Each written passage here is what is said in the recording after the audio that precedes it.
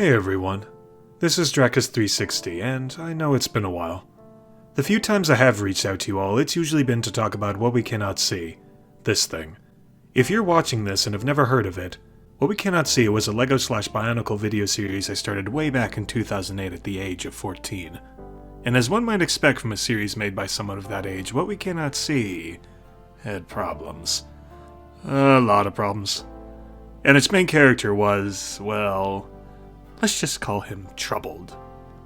I kinda look back on What We Cannot See as a series of snapshots of all the weird mental states I was going through as a teenager.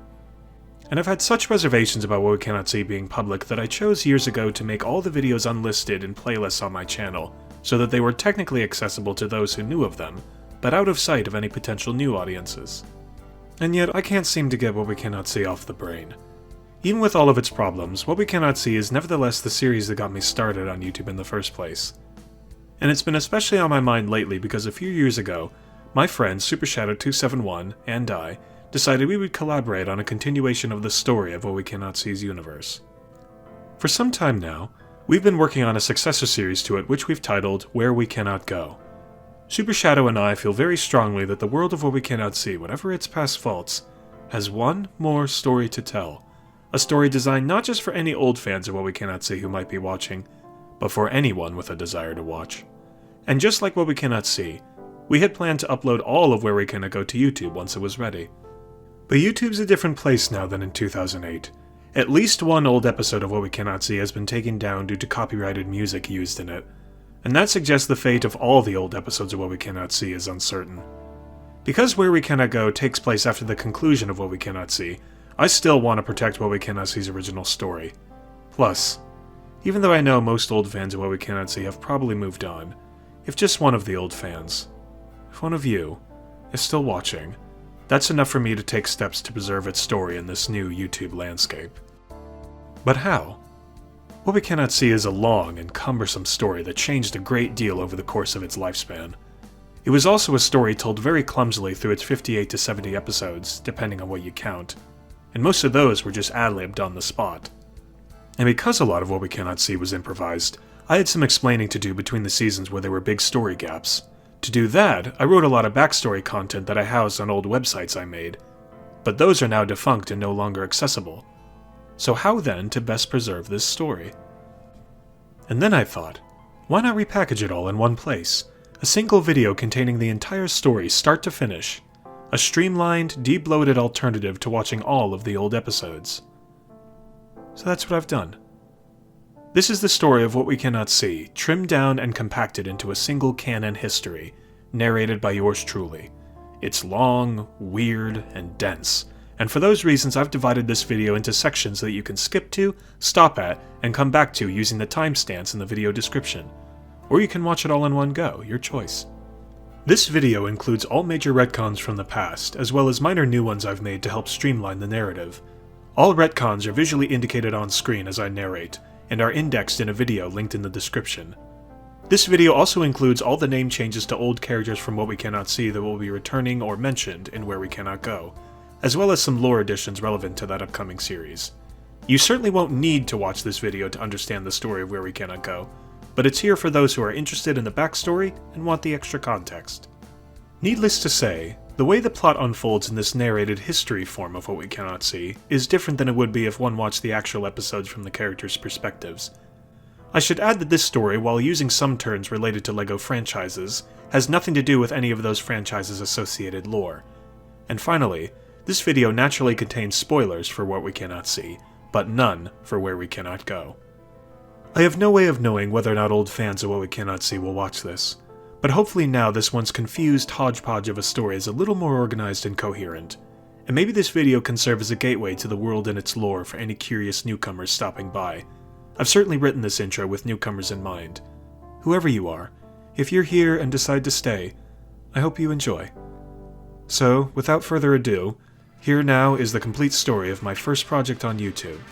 Here now is the canon history of What We Cannot See.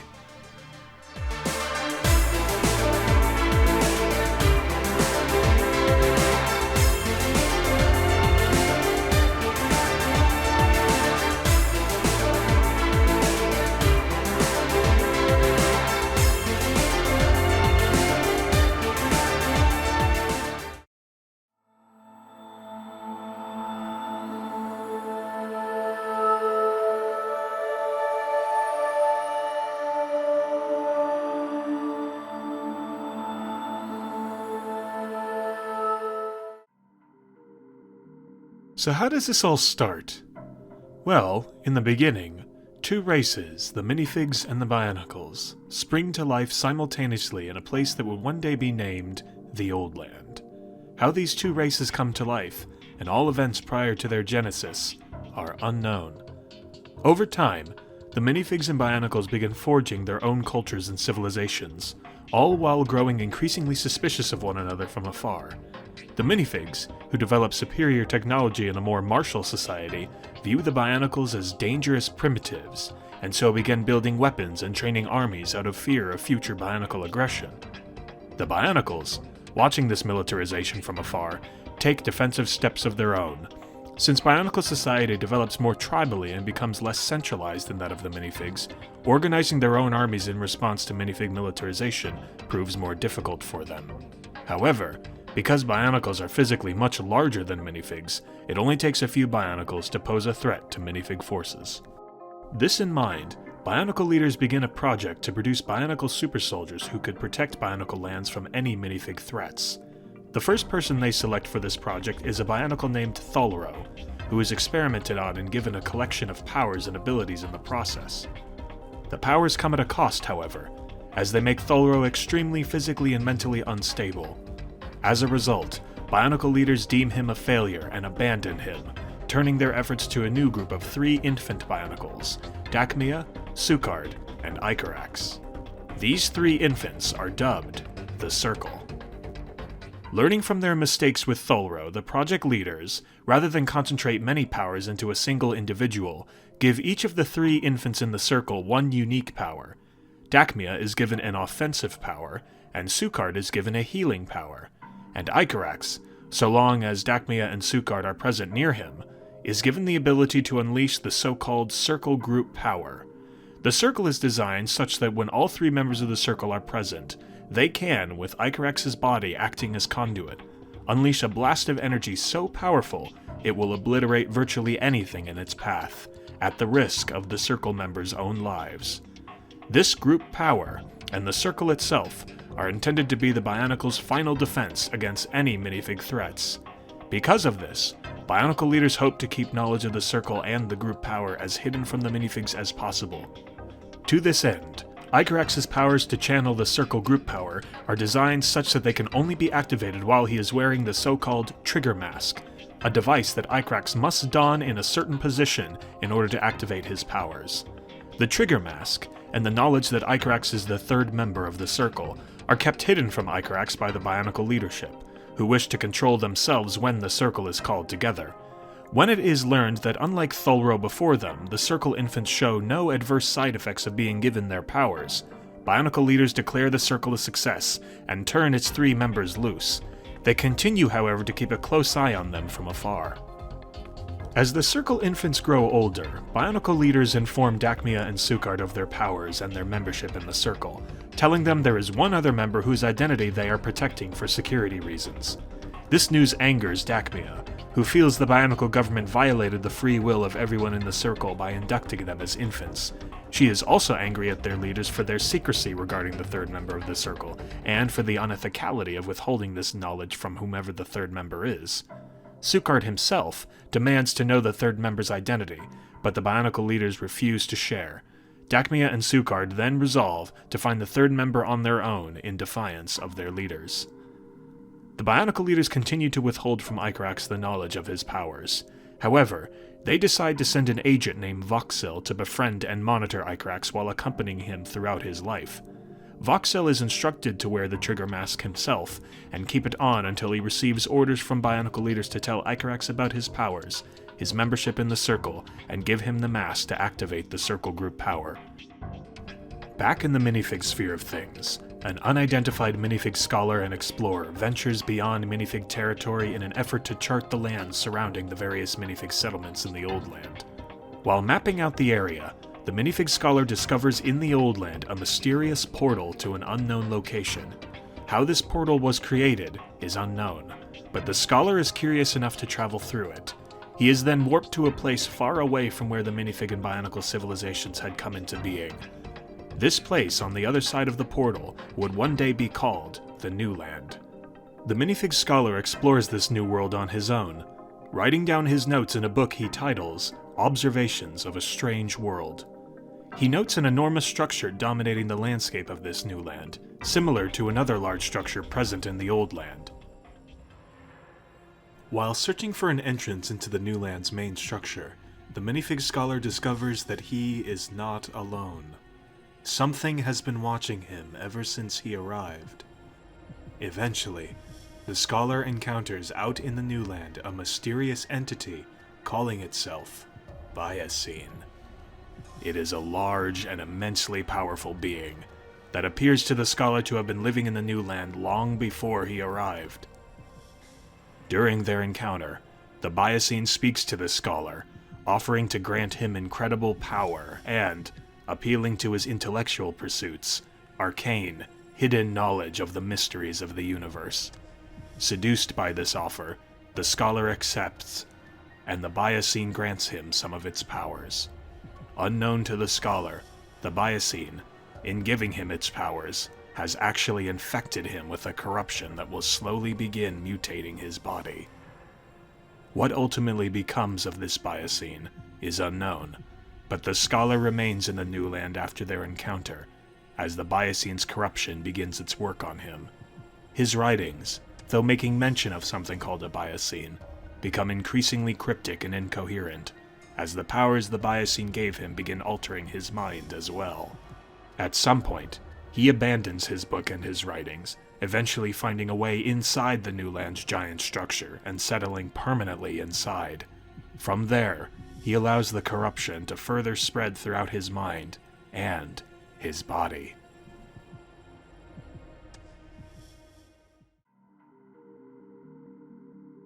Back in the old land, Tholro, who had gone into isolation ever since the Bionicles who experimented on him had abandoned him, gradually goes insane through a combination of his power's effects on his mind and a lack of answers about his own identity. At some point, Tholro snaps and desires vengeance against the people who experimented on him. His mind, however, is so scrambled and confused that he does not know on whom to place blame for his troubles. As a result, Tholro takes his anger and goes on indiscriminate rampages across minifig and Bionicle territory, causing considerable damage to both societies and killing members of both races. The minifigs nearly declare this an act of war from the Bionicles, until they learn that Tholro is also attacking Bionicle lands. Both the minifigs and Bionicles eventually nickname their mutual attacker, Tholro the Mad, and launch several unsuccessful attempts to apprehend and pacify him. During the chaos Tholro's attacks had stirred up, minifig explorers discover the portal that the minifig scholar mentioned earlier had traveled through. Scouts travel through the portal, returning back through to report that it had safely transported them to a lush new world suitable for minifig colonization. The minifig government, with Tholro still on the loose and threatening their territory in the old land, decides to launch a massive effort to move its population through the portal and settle in the land on the opposite side. A minifig named Stanley Gutanoa is appointed Prime Minister and leads this migration effort. The Bionicles catch wind of the portal soon after the minifigs. Concerned about future attacks from Tholro, and feeling the minifigs have gotten a head start on an important discovery, the Bionicles begin their own effort to escort their kind through the portal to the reportedly lush world on the other side. They appoint a Bionicle named Archimod, one of the leaders on the Circle Project, to the title of King, putting him in charge of the Bionicle migration effort through the portal. Icrax and his friend Voxel, who was secretly placed in the employ of King Archimod, are among the first Bionicles who travel through the portal. After they go through, Archimod, hoping to keep an especially close eye on Icrax, orders his right-hand aide, Gavlai, to spy on Icrax and Voxel from afar and regularly report back to him on their whereabouts. Still desiring to protect knowledge of the Circle, however, Archimod never informs Gavlai about the trigger mask that Voxel is wearing, or about Icrax's secret membership within the Circle. As both races move their citizens through the portal, Tholro the Mad stays behind in the old land, unsure of what his fate will be. Voices begin echoing in his head, a side effect of his unstable powers, and they eventually lead him on a quest to uncover the answers to his identity. At this time, Tholro effectively vanishes, his whereabouts unknown to everyone who had once known of him. Also staying behind in the old land are Dakmia and Sukard. It appears to them that Bionicle leaders have either forgotten about the Circle or stopped caring, but the two remain committed to their mutual goal of finding their Circle's mysterious third member. Knowing their leaders will not share the third member's identity, the two decide not to travel with the migration through the portal, believing clues to the third member's identity have likely been left behind in the old land. Both are unaware that the third member is named Icarax, and that Icarax has gone through the portal and is already far away from them. Nevertheless, Dacmia and Sukard continue their search, and scour the remains of the minifig and Bionicle societies in the old land for clues to the identity of the third member of the Circle.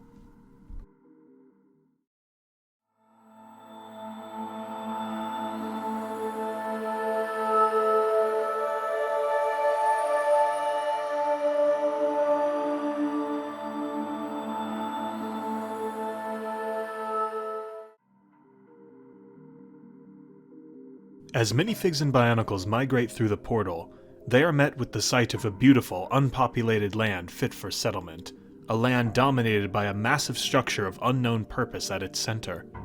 The minifig and Bionicle governments begin setting up colonial empires in the land surrounding the giant structure to accommodate their incoming migrants. They eventually name their new home the New Land, and dub the worlds their races originated from the Old Land. The minifigs in particular, under the leadership of Stanley Gutanoa, erect a highway named Highway 26 to help their citizens safely travel to the new land to begin populating their various colonies. The Bionicle colonization effort, however, is messier and less organized. Many Bionicles, fed up with their government's incompetence, form gangs of their own to help their people with the migration.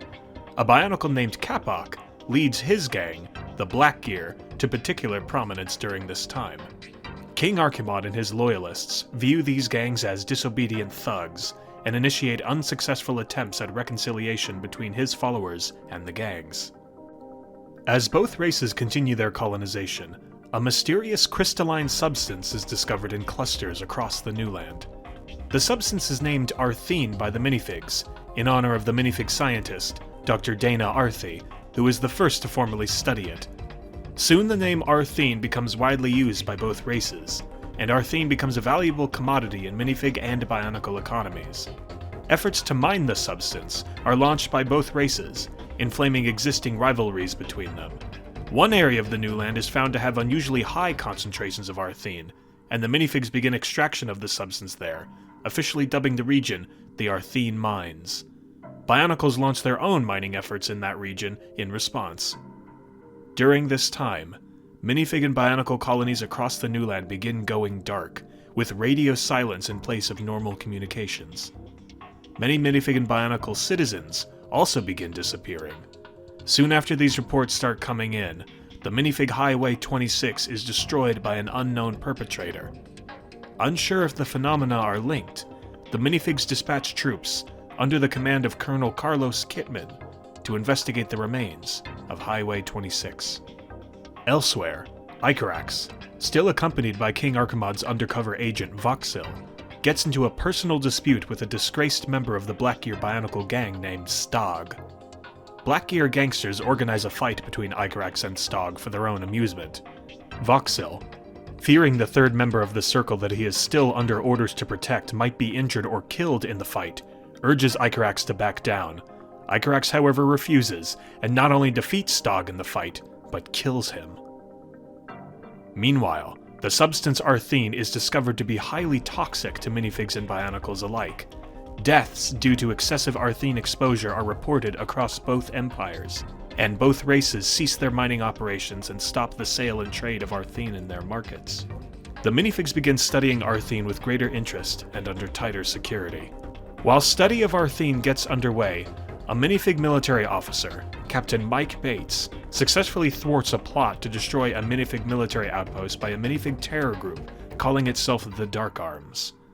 All members of the Dark Arms are arrested by the minifig military's most prestigious class of soldiers, the Elites. The criminals are then taken to and imprisoned in Fort Mercy, the minifig New Land Empire's largest military installation. These prisoners include a minifig named James Hanks, who was undergoing his initiation into the Dark Arms at the time of the group's defeat. James Hanks's unique personal situation has garnered the attention of certain minifig authorities who take interest in his life circumstances. For the time being, though, Hanks remains incarcerated and carefully watched inside Fort Mercy. It is around this time that minifig and Bionicle sources begin reporting disturbing phenomena across the New Land. Citizens and colonies of both empires are being attacked by hostile creatures of unknown origin. Monsters, made up of minifig and Bionicle parts. The monsters are all attached to long tendrils of minifig and Bionicle parts that are rising up from openings in the ground and the walls of the giant structure at the center of the New Land. It is believed that these monsters are the cause of the disappearances and the radio silence coming from several minifig and Bionicle colonies across the New Land.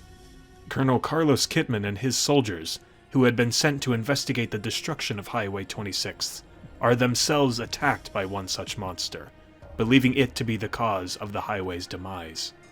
After a prolonged fight, Colonel Carlos defeats the monster by cutting it off from the tentacle to which it was attached. The tentacle retracts itself into the hole from which it emerged, and Carlos and one surviving soldier escape. At the same time, Icarax and Voxel are also ambushed by one of the monsters, and Voxel is killed in the attack, ensuring Icarax will never be able to learn from Voxel about his own membership within the Circle. Avenging his friend, Icarax manages to kill the monster that attacked them, also by cutting it off from the tentacle that produced it. That tentacle, too, retreats into the hole it emerged from. After the fight, in memory of his friend, Icarax takes Voxel's mask and dons it himself, unaware that the mask is in fact the trigger mask needed to activate his Circle powers.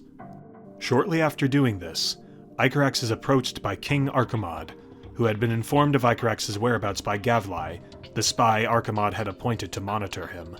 Archimod informs Icarax that since the monster attacks, most of the Bionicles of their empire had defected, joining the various Bionicle gangs in the New Land out of necessity or frustration with his rule.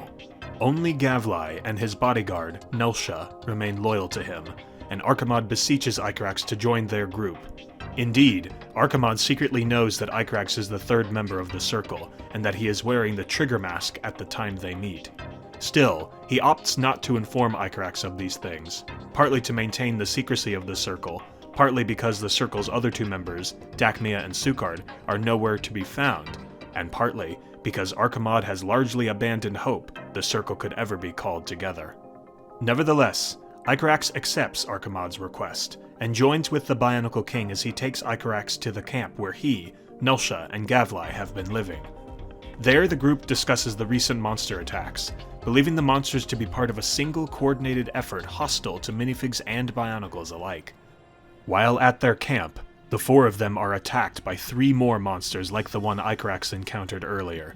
The group manages to defeat the monsters, but at the cost of the death of Archimod's bodyguard, Nelsha. Meanwhile, the minifig Prime Minister Stanley Gutanoa orders that all minifig refugees displaced from their colonies by the recent monster attacks be sent to Fort Mercy immediately for protection. He also has his highest-ranking officers rally there, including General George Baxter, Colonel Carlos Kidman, and Captain Mike Bates. Once there, findings from the minifig research on the substance arthene are shared, including the discovery that arthene appears to have a chemical connection to the monsters. After Nelsha's death, Icarax, Archimod, and Gavlai reluctantly decide to approach the minifig New Land Empire and request an alliance with them to fight the monsters. The three then travel to Fort Mercy and, once there, implore the minifigs to permit the proposed alliance. The minifig leaders, after some debate, finally agree to the alliance, permitting Icarax, Archimod, and Gavlai to stay with them at Fort Mercy. While there, Gavlai expresses interest in exploring the abandoned arthene mines, which Archimod forbids. Gavlai nevertheless disobeys her king, and sneaks off into the mines on her own. Privately, Gavlai has long been fascinated with the minifig's successful colonization efforts in the New Land, regarding their operations in the arthene mines as a symbol of their empire's industriousness and efficiency. Her fascination, however, is colored by jealousy and resentment towards the minifigs, and her secret hope that one day, the Bionicle race will displace them as the foremost power in the New Land. Once inside the abandoned arthene mines, Gavlai is suddenly approached by one of the monsters. Instead of attacking her, however, the monster begins conversing with her. The monster claims that it and all other monsters like it are capable of reading the minds of their targets, and that after reading her mind, they came to look upon Gavlai with favor. The monster correctly observes that Gavlai harbors a secret hatred for the minifigs, arising from her envy of their ability to manage their empire, and her belief that the Bionicles, under better leadership, could rise to become the dominant force in the new land. The monster then tells Gavlai that it and the other monsters are all connected, all part of a single great entity that views the minifig and Bionicle settlers in the new land as trespassers into its territory, and that is why it is lashing out at both races. This monster, speaking on behalf of all others, tells Gavlai that of the two races, it finds the minifigs to be the most repugnant of the trespassers, citing their rapid colonization efforts that are transforming its lands to suit their needs. Finally, the monster tells Gavlai that it believes itself to be dying, and that it desires a successor to its power who will take vengeance on the minifigs, identifying her as the candidate it approves of. The monster agrees to give Gavlai its power, on the promise that she will use it to help destroy the minifig race on its behalf. Gavlai, though alarmed and resistant at first, eventually grows excited at the prospect of the power the monster is offering, and accepts. The monster then injects into Gavlai a serum laced with raw arthene, containing the monster's corruption. After this, the monster disappears, and Gavlai, now infected with the monster's corruption, leaves the mines. After leaving, she meets with Icarax, who has been looking for her and urges her to return with him to Fort Mercy. And so Icarax leads Gavlai back to the minifig headquarters, unaware that she is now infected with the powers of the monsters and is secretly in league with them. As minifig civilians and troops from across the new land gather at Fort Mercy, a group of soldiers arrive carrying with them a book they found lying out in the new land. The book is titled Observations of a Strange World, and upon examining the book, the minifig leaders determine that the book was written by a minifig, and appears to contain valuable information for their fight against the monsters. The book tells of a mighty being it refers to as a Biocene, that lived in the new land long before minifigs and Bionicles ever arrived there. The minifigs, piecing together their knowledge of the monsters they had encountered thus far, and combining it with the revelations of the book, make the assumption that the monsters in the new land are all just appendages of the Biocene the book is referring to.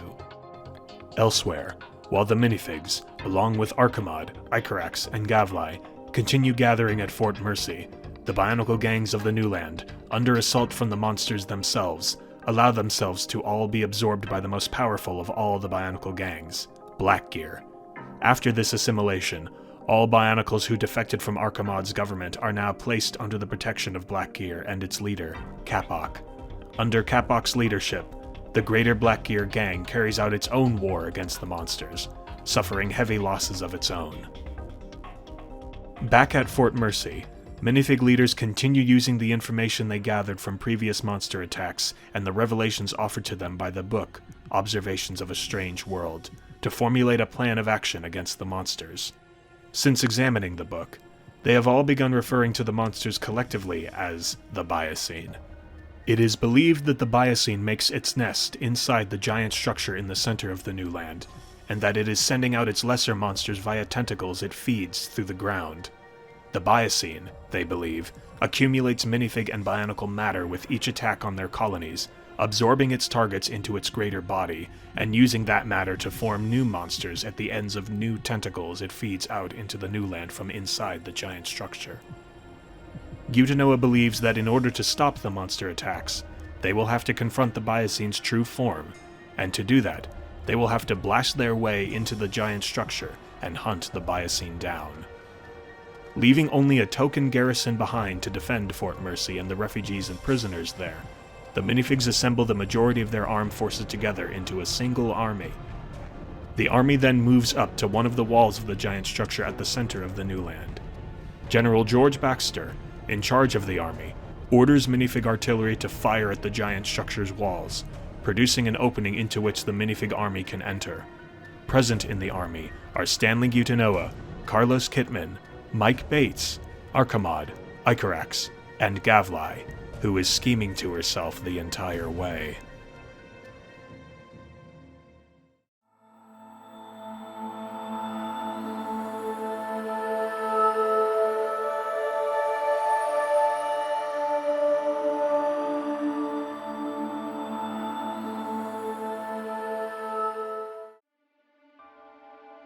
After its artillery blasts a hole in one of the walls of the giant structure at the center of the new land, the minifig army with its 3 Bionicle allies passes through the opening and enters what its leaders believe is the lair of the Biocene. A powerful stench wafts out from the opening, becoming even stronger once inside. The opening the army enters through takes them first into an enormous chamber with massive objects of unknown purpose scattered throughout. It is then, while beholding the chamber, that Stanley Gutinoa notices to himself that all of the objects inside the chamber resemble giant pieces of household furniture, such as tables, chairs, sofas, and bookshelves. Recalling some of the cryptic writings from Observations of a Strange World, Gutinoa comes to the personal realization that the structure they have just entered is in fact a giant house. This is coupled with a related suspicion Gutinoa feels after observing how small and less sophisticated in appearance the minifigs and Bionicles are in comparison to the house and all of its furniture. It is a suspicion that their races are, in fact, nothing more than toys. As the army moves deeper into the structure, they are presented with several possible paths down which to travel. While deciding which path to take, they are ambushed by more monsters emerging from holes in the walls. They manage to fight off the monsters, but suffer heavy losses. Elsewhere, far away from the minifig army, Capoc and his united Blackgear gang, fed up with fighting the monsters in the new land, organize themselves into their own army. Believing the monsters to be coming from inside the new land's giant structure, Capoc and his Bionicles, with their own brute strength, break a hole in another wall of the giant structure. They then pass through the hole, organize on the inside of the structure, and then proceed to march further into its depths. They are then attacked by more monsters, suffering heavy casualties of their own.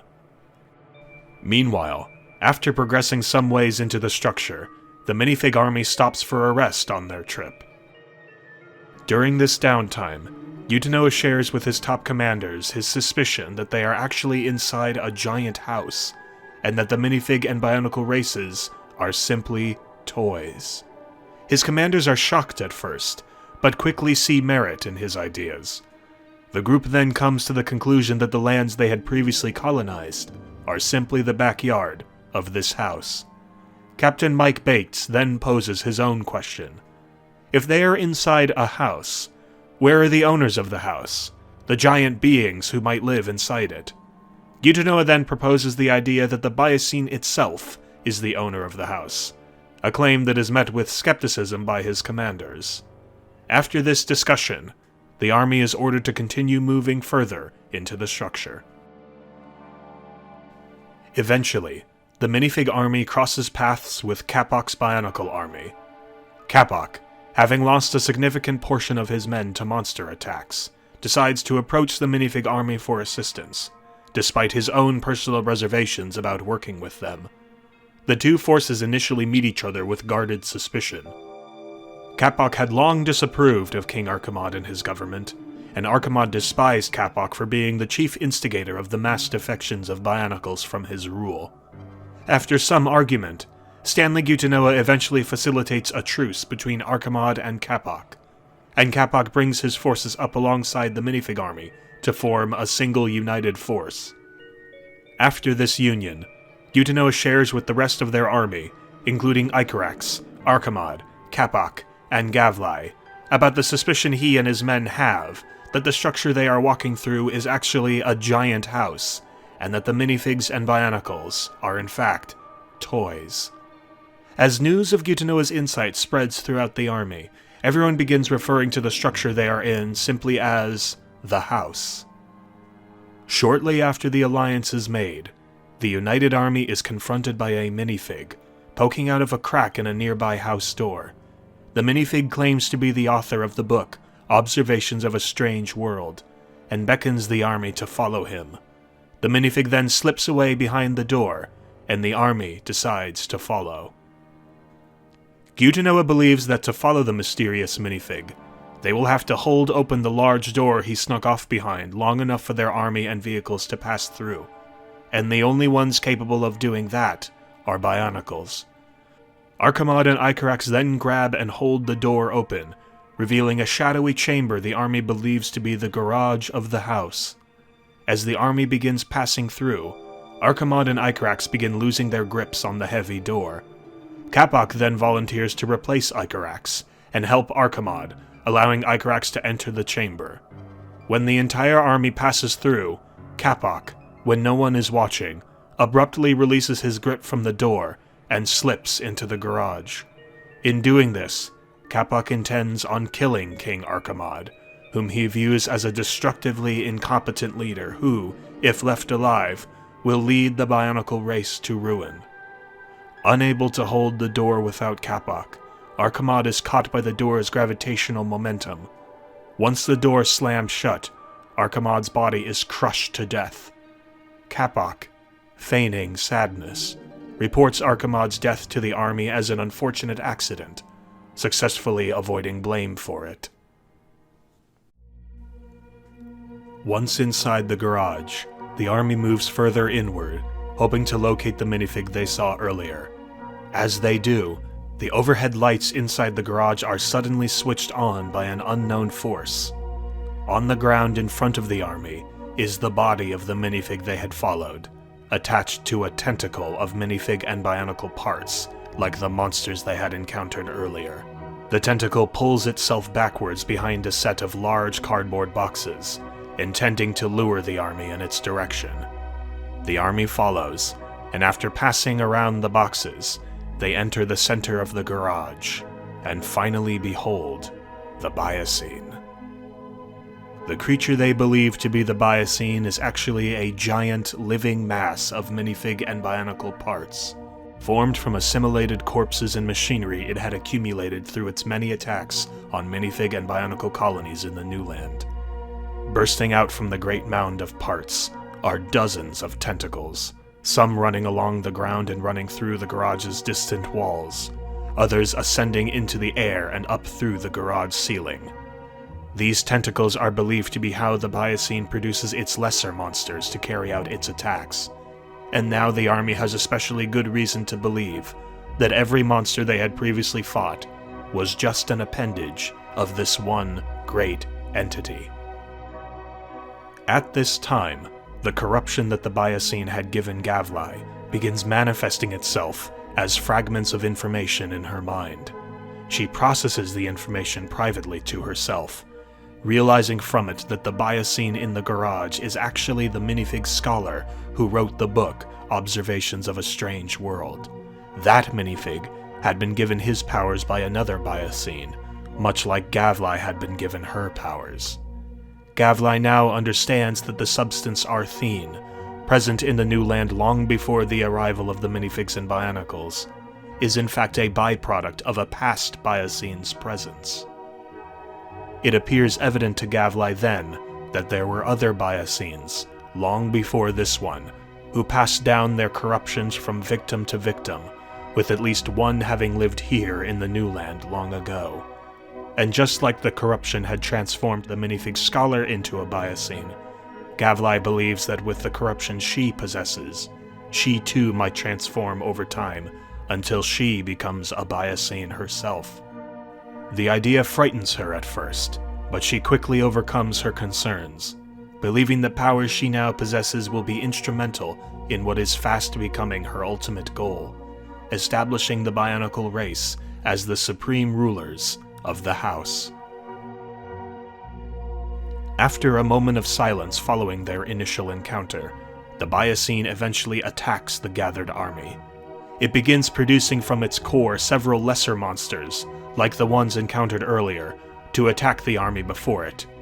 The army sends its soldiers out to engage the monsters, and a battle at the base of the Biocene ensues. The battle remains at a stalemate until Gavlai, who is still processing the information she received from the Biocene's corruption, believes she has identified a means to kill it. She believes that if every tentacle the Biocene has produced is cut, the Biocene will die. Gavlai shares this information with Icarax, presenting it as a theory she is unsure about to disguise her connection to and her secret knowledge of the Biocene. Icarax then shares Gavlai's plan with Gutanoa, and the army begins focusing on cutting the Biocene's many tentacles. Bionicles use their swords and blades to hack away at the Biocene's tentacles on the floor, and the minifigs use their long-ranged weapons to shoot down the tentacles rising into the ceiling. As the fight continues, the Biocene begins telepathically communicating with Gavlai, revealing to her that she and it have a mental link through their shared corruption. The Biocene explains its reasons for desiring the minifig's destruction, hinting at some grievance the minifig scholar had with his people long before he transformed into the Biocene. But his reasons come to Gavlai as strange rants and streams of consciousness, and she suspects that the corruption within him not only transformed his body, but damaged his mind, corroding his sense of logic to the point that his own reasons for destroying the minifigs are no longer coherent. This makes Gavlai all the more confident that the Biocene made a grave miscalculation when it put its trust in her, that she would use its powers to advance its own goals, and not for herself. As the battle goes on, it becomes clear that soon every one of the Biocene's tentacles will be severed. The Biocene contacts Gavlai again, resigning itself to its own demise, demanding that Gavlai use the powers it gave her to destroy the minifig race for its own legacy, as it had asked her to do in the Arthene mines. Gavlai then taunts the Biocene, telling it that she is the one who gave the army the strategy to kill it, as she wants the monopoly on its powers for herself. Maliciously, she bids the Biocene farewell. Knowing it has been betrayed, the Biocene furiously and futilely attempts to defend itself against the attacking army. The army successfully cuts the last of the Biocene's tentacles, and, in response, the Biocene's body heaves and bloats until it finally explodes, sending large chunks of minifig and Bionicle parts into the air and across the garage. The army scatters in all directions, trying to avoid the falling debris. While most survive, many in the army are crushed by the debris, including Stanley Gutanoa. His death, combined with the death of King Archimad, leaves both the minifig and Bionicle races, at least officially, leaderless. After the death of the Biocene, the garage of the house is trashed with the minifig and Bionicle parts that once constituted the Biocene's main body. All of the survivors of the battle, both minifig and Bionicle, then begin settling inside the house, spurned by the same explorative impulses that drove them to leave the old land and settle in the new land long ago. The minifigs send troops back to Fort Mercy to escort their civilians and prisoners inside the house, dismantling the base afterwards for parts. Using the recycled parts of Fort Mercy, the minifigs begin construction of a new city inside the garage that they name Gutanoa City, in honor of their fallen Prime Minister.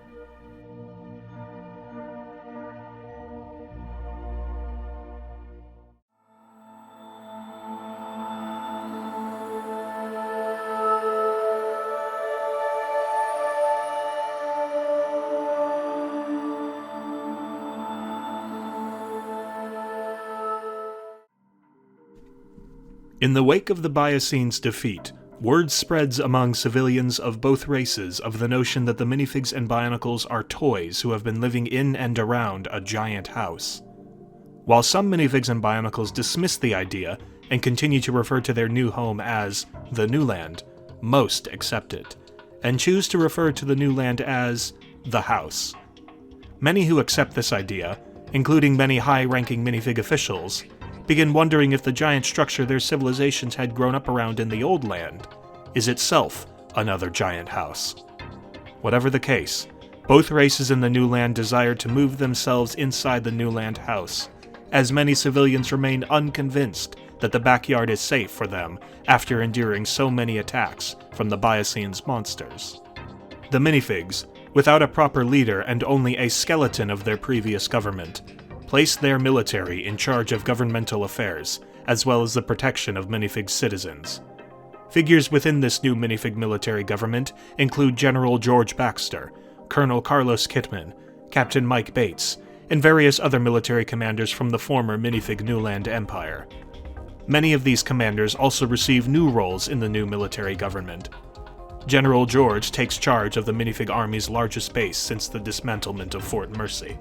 Colonel Carlos is stationed at Gutanoa City to act as its effective governor, and Mike Bates is made captain of the Elites, the same unit of soldiers he had worked with to apprehend the Dark Arms minifig terror group in the backyard.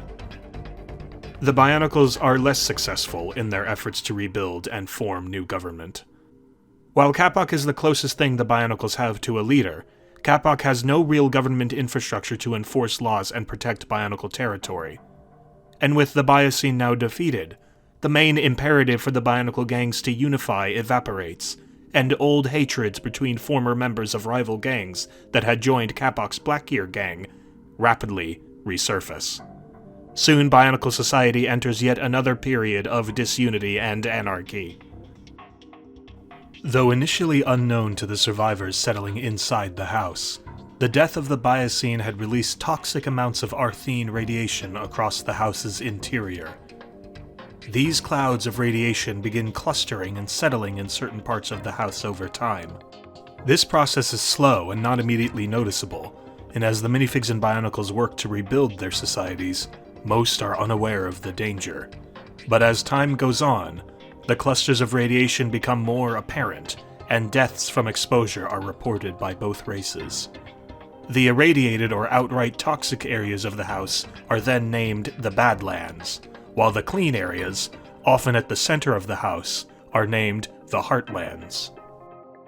During this time, Icarax and Gavlai, who had never joined Capoc's Blackgear gang and remained isolated from the growing chaos in Bionicle lands, develop a friendship owing to their experiences working together with Archimod against the monsters in the backyard. But Gavlai privately views her friendship with Icarax, and Icarax himself, as means to her end of establishing Bionicle dominance in the house. She secretly views Icarax as a hot-headed, easily persuaded fool she can recruit as a lackey for her cause. In their isolation, Gavlai begins steadily impressing her own hatred of the minifigs onto Icarax, twisting and misrepresenting facts about the world to make it appear to him as though all of the Bionicle race's problems are the fault of the minifigs. Her trickery even succeeds in making Icarax believe that the minifigs had planned the Bionicle race's demise from the start. When Icarax shows anger at what Gavlai tells him, she warmly presents herself as the only person willing to listen to his concerns. Over time, she makes it seem to him as though she not only cares for him, but loves him, and in their privacy, the two Bionicles informally marry one another. During this time of anarchy and chaos within Bionicle lands, many Bionicles take to upgrading their weapons and armor as a means of personal defense, using parts and debris left over from the fight against the Biocene. Some Bionicles even build their own rudimentary guns, a first given that firearms used to be a technology exclusive to minifigs. Capoc and his Blackgear followers are among the first Bionicles to upgrade themselves in these ways, and Gavlai, whose body is by that point experiencing subtle, almost imperceptible mutations due to her corruption, is able to pass off her changes as simple armor upgrades in the style of the times. This inspires Icarax, who has grown angry at what he perceives to be the deliberate mistreatment of Bionicles by the minifigs, to upgrade his own weapons and armor. After a series of extensive personal upgrades, Icarax radically alters his own size and appearance, turning himself into an imposing brute of a figure. Fueled by Gavlai's deceptions about the minifigs, Icarax then puts his new weapons and armor to use, and personally attacks a small minifig military outpost on the outskirts of minifig territory. In the attack, Icarax manages to destroy the outpost and kill its entire garrison. Even Gavlai is shocked at what Icarax has done. Outrage at Icarax's attack on the minifig outpost spreads throughout the minifig government and minifig society. Having long observed from afar that Bionicle society had fallen into anarchy, the minifig leaders decide that Icarax's attack is final proof that the Bionicle race is violent and untrustworthy. They quickly fortify the borders of their territory with military installations, claiming for themselves most of the uncontaminated heartlands and pushing the Bionicles further into the toxic Badlands. The minifigs collectively refer to these military barriers as the Bionicle border. The Bionicles, too disorganized to properly resist the minifigs, are forced to accept their fates and live lives of poverty and sickness in the Badland regions of the house. Kapok and the remnants of his Blackgear gang find and take refuge in a relatively uncontaminated region of the Badlands, establishing there a hideout they nickname the Bio Pub. It eventually becomes common knowledge among the Bionicles that it was Icarax's attack that prompted the minifigs to wall off their societies and take the uncontaminated heartlands for themselves. As a result, Icarax, and to a lesser extent his wife Gavlai, soon become pariahs in Bionicle society, causing the couple to further isolate. Unable to accept the wrongdoing of his actions, Icarax takes the minifig decision to effectively ghettoize the Bionicles as proof that the minifigs truly do desire the suffering and demise of the Bionicle race, just as Gavlai had told him. Gavlai, who privately views Icarax's rampage as a setback to her plans, begins revising her strategy, believing any plan she comes up with will now have to include Icarax. As minifig society further walls itself off from the Bionicles, the minifig economy stagnates, prompting minifig leaders to allocate finite resources away from their military, thereby shrinking its size considerably. There is a fear among minifig leaders that if the Bionicles were ever to organize behind the Bionicle border and resist, their military in its current, weakened state would be inadequately prepared to combat them. A decision is made to begin research on Bionicle physiology in the hopes of identifying weaknesses in Bionicles that the minifigs could exploit, should a Bionicle Uprising ever occur. Captain Mike Bates, who suspects minifigs and Bionicles share certain biological traits, proposes a project to see if a minifig could be transformed into a Bionicle, believing such a discovery would reveal the sorts of weaknesses the minifigs were hoping to identify. Mike's project is approved, and the minifigs begin looking for test subjects among their imprisoned criminals. One of these criminals is James Hanks, the minifig who had been recruited by the Dark Arms terror group before the fight against the Biocene. He, like all criminals once housed in Fort Mercy, had been brought inside the house after Fort Mercy's disassembly. After reviewing James's personal history, evidence is uncovered that James might have been coerced into joining the Dark Arms unwillingly, and that he therefore deserves a punishment other than life in prison. James is then selected as a test subject, and the project is then officially dubbed the Hanks Project in his name. Under Mike Bates' supervision, a serum believed to be capable of mutating a minifig into a Bionicle is crafted and administered to James Hanks. The serum succeeds, and once injected, rapidly transforms James Hanks into a Bionicle. As a side effect, the serum also wipes James's memory of who he once was, including his former name. The Hanks Project is declared a success, and after some final tests are run on James's new Bionicle body, minifig authorities dispose of him behind the Bionicle border. Without any memory or sense of identity about who he once was or is now, the minifig turned Bionicle adopts for himself a generic Bionicle name, Anshro. With Bionicle society in turmoil behind the Bionicle border, and the demand for protection high, the newly named Anshro turns to mercenary work to support himself, offering his protection as a bodyguard to anyone who can pay. During this time, however, fragments of Anshro's memory as James remain, including a vague sense that the minifigs have somehow wronged him somewhere in his past, and may have even been responsible for his amnesia. Meanwhile, Gavlai observes from afar that the minifigs have decreased the size of their army in response to their economic woes, and have left many of their most important facilities, including their de facto capital, Gutanoa City, with only minimal defenses.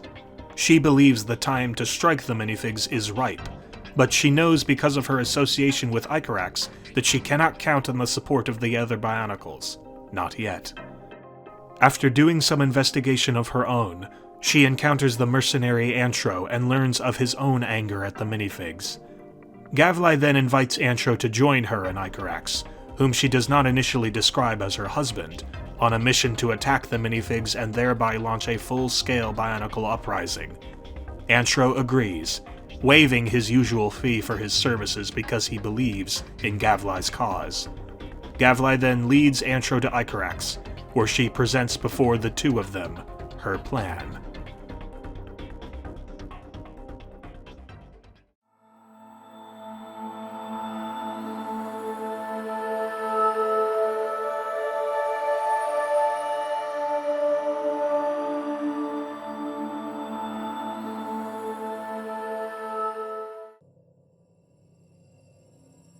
After recruiting Antro to her cause, Gavlai approaches Icarax and informs him of her plan.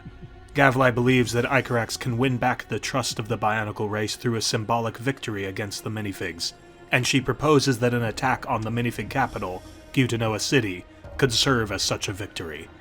Icarax is at first skeptical that he and Gavlai alone could take down the minifig defenses at Gutanoa City. But Gavlai assures him that not only were the minifig defenses weaker than usual due to their military cutbacks, but that she has brought help in the form of a mercenary named Antro. Antro then introduces himself to Icarax, and tells him that he believes the minifigs to be responsible for his amnesia. Because of this, Antro pledges his loyalty to their cause and offers his services free of charge. Icarax then agrees to Gavlai's plan, and Gavlai then lays out the next steps for the group to follow. Gavlai identifies an area of the Bionicle border that is poorly patrolled by the minifigs, an opening she, Icarax, and Antro can use to infiltrate minifig territory and launch their attack.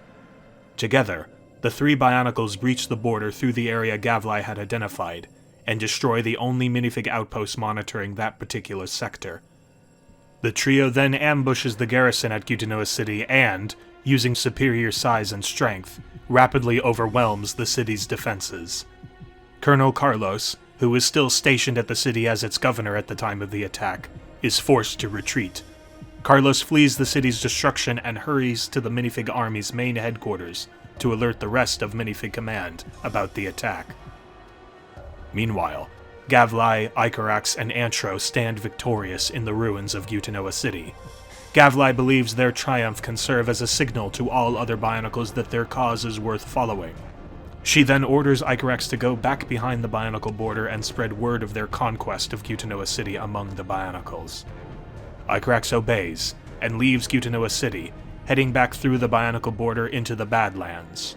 Once gone, Gavlai orders Antro to join her in transforming the ruins of Gutanoa City into a Bionicle base from which they can launch their uprising. At this time, she also reveals to Antro, much to the mercenary's surprise, that Icarax is her husband. At the same time, Colonel Carlos arrives at the minifig military's main headquarters, where General George and Mike Bates, as well as most of the elites, are stationed. The three commanders come together to process the news of the fall of Gutanoa City, and begin making plans for their own counterattack. As the minifigs plan their response to the Gutanoa City attack, Icarax arrives at the Biopub, and approaches Capoc there. Capoc and his Bionicles at first meet Icarax with hostility, still blaming him for their race's confinement in the Badlands behind the Bionicle border. They are quickly silenced, however, when Icarax tells them of the conquest of Gutanoa City. Icarax then requests that Capoc and his followers join him, Gavlai, and Antro in a full-scale campaign against the minifigs. Capoc accepts, and leads his followers alongside Icarax to meet with Gavlai and Antro. Meanwhile, at the ruins of Gutanoa City, as Gavlai and Antro are outfitting the base with Bionicle parts and fortifications, Antro discovers amid the wreckage old minifig data files discussing the Hanks Project. As he reads through the files, the suppressed memories of his pre-Bionicle life come flooding back to him in vivid and painful clarity. Antro quickly remembers that he was once a minifig named James Hanks, who was experimented on by the minifigs and transformed into the Bionicle he is now. The revelation sends Antro into a disturbed frenzy, and he abruptly flees Gutanoa City on his own, leaving Gavlai alone and confused at his sudden, erratic behavior.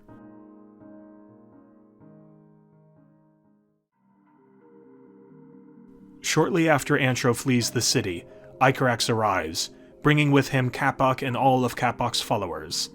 Icarax inquires about Antro's disappearance, and Gavlai says she believes Antro has learned about his past, causing him to run away. Icarax desires to look for Antro, but Gavlai insists that he forget about him. Capoc then introduces himself to Gavlai, and orders his men to help Gavlai in the transformation of Gutanoa City into a Bionicle fortress. As Capoc and his followers get to work, Gavlai proposes that she and Icarax go out on an informal date to celebrate their recent victories. Though Icarax is at first taken aback by the proposal, he nevertheless accepts, and follows Gavlai away from the city. She leads him up to the top of a hill, offering a commanding view of the garage. Elsewhere, Antro sits in isolation, still processing the shock of the restoration of his memories. From where he sits, however, he notices Gavlai and Icarax climb a nearby hill. Suspicious, he moves in to observe what they are doing. While on the hill, Gavlai, who has long believed Icarax to be a liability to her plans, suddenly shoves her husband off of the edge, watching him fall to the ground and believing him to have died as a result. Antro, who had been watching the encounter nearby, rushes up the hill to confront Gavlai. Once there, Gavlai informs Antro that she never once loved Icarax, and had always intended on disposing of him once he was no longer of use. And Icarax, she claimed, ceased to be of use to her when he helped her take over Gutanoa City and recruited for her a Bionicle army in the form of Capoc and his gang. Antro, furious at the betrayal, attacks Gavlai, but she parries his attack and knocks him down the opposite side of the hill. Gavlai's face at this time undergoes severe mutation, a sign that the Biocine's corruption is accelerating its transformation of her body. Believing both Antro and Icarax to have died, Gavlai leaves the hill, returning to Capoc and his Bionicles at their fortress under construction. Once there, she lies to them, telling them that Icarax abandoned their cause and betrayed them, and that she was forced to kill him. With their own enduring anger at Icarax for provoking the minifigs to exile the Bionicles behind the Bionicle border, Capoc and his men believe Gavlai's lie.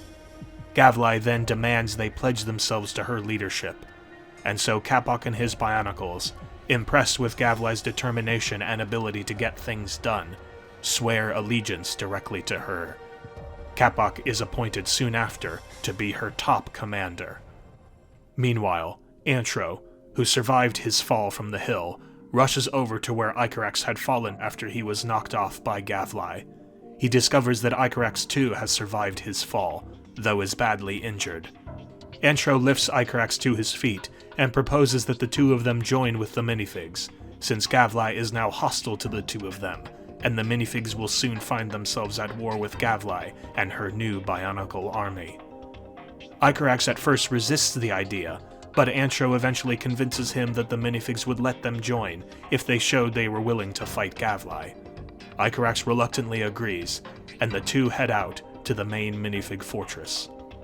When Antro and Icarax arrive at the minifig fortress, the fortress's garrison, including General George, Colonel Carlos, and Elite Captain Mike Bates, respond to their arrival with defensiveness. Antro and Icarax explain that their mutual associate, Gavlai, betrayed them and has now assumed control of a Bionicle army she plans on using to launch a rebellion against the minifigs. They tell the minifig commanders that they are willing to work with them to fight Gavlai. Antro then informs Mike that he was the minifig once named James Hanks, and that he remembers Mike's presence during the experiment that turned him into a Bionicle. Antro says he will fight for Mike and the minifigs if Mike can provide him with answers to his questions about his true identity. Antro even hints to Mike that he wants to be turned back into a minifig if they manage to defeat Gavlai. Mike, gripped by guilt he has hung on to from the Hanks project, urges his fellow commanders to allow Antro and Icarax to join them at the base, and to join their cause in the coming war. Meanwhile, Gavlai and Capoc learn that Icarax is still alive, and that he and Antro have joined with the minifigs. Gavlai then divides her army into two halves. One half she orders to remain in the garage and continue construction of their Bionicle fortress under Capoc's supervision, and the other half she orders to follow her out of the house and into the backyard. There, she plans to expand her dominion and her project for greater Bionicle dominance throughout the house. Capoc orders his Bionicles to begin an attack on the minifig fortress at which Icarax, Antro, and the minifig commanders are stationed. The resulting battle lasts a grueling 7 days. As Capoc's forces continue their week-long battle in the garage, Gavlai orders the Bionicles she brought with her to set up cloning facilities in the backyard. Gavlai's private knowledge of the Biocene proves instrumental in the creation of these cloning facilities. She recalls that the Biocene used its powers to generate minifig and Bionicle parts from its own body, based on parts that it had previously assimilated, and she uses this knowledge to direct the construction of her new cloning facilities. Once completed, she instructs each of the soldiers she brought with her to have themselves cloned, as part of her desire to populate the house with enough Bionicles to overwhelm the minifigs. The new clones are then instructed to begin setting up an anti-minifig defense system in the backyard, which releases a toxin lethal to minifigs, but not Bionicles, into grassy areas of the backyard, so as to prevent minifigs from breaching Gavlai's backyard territories. Back inside the garage, after a full week of fighting, Capoc's forces overwhelm the minifig fortress's defenses. Icarax, Antro, General George, Colonel Carlos, Elite Captain Mike, and a small group of surviving minifig soldiers are forced to abandon their fortress and go into hiding. Capoc and his soldiers then destroy the minifig fortress. While in hiding, the three minifig commanders send out one of their soldiers as a scout to report on Bionicle activity at their newly constructed fortress, with the goal of finding out where Gavlai has disappeared to. The scout overhears Capoc speaking to his soldiers, mentioning that Gavlai has moved herself and much of her forces out to the backyard, using a teleporter device present at the Bionicle's garage fortress. Capoc is also reportedly sending some of the soldiers out from their garage fortress into the backyard using this device, himself included. Before leaving, Capoc appoints a lieutenant to command a small contingent of forces that will remain as guards at their garage fortress. Capoc then leaves, and the scout relays this information to the minifig commanders before being spotted and killed by Bionicles at the fortress. Having learned that Gavlai is in the backyard and that the Bionicle fortress has a teleporter device leading to the backyard, Icarax, Antro, and the minifigs ready what forces they have in preparation for an attack. The group then assaults the Bionicle fortress, killing Capoc's lieutenant and the defending Bionicle soldiers. Having secured the fortress, the group then uses the teleporter to warp themselves into the backyard in pursuit of Gavlai. The teleporter successfully deposits Icarax, Antro, and the three minifig commanders into the backyard. The group attempts to go out and search for Gavlai, but the minifigs are held back due to the anti-minifig toxin defenses Gavlai's soldiers put into the grass. This prevents George, Carlos, and Mike from accompanying Icarax and Antro on their search, but they stay behind to guard their end of the teleporter. Icarax and Antro then travel out into the backyard in search of Gavlai, unable to find her or her troops immediately. Elsewhere in the backyard, Gavlai's body begins experiencing severe mutations from the Biocene's corruption, as her old body slowly grows in size and becomes less recognizably her own. As Gavlai's body continues yielding to its transformations, she learns from her sentries that Icarax and Antro have been spotted in the backyard. She orders her soldiers to capture either or both of them. In the dead of night, while Antro's guard is down, Icarax is captured by Gavlai's soldiers. Antro, feeling guilt over not being able to prevent Icarax's capture, vows to rescue his friend from Gavlai.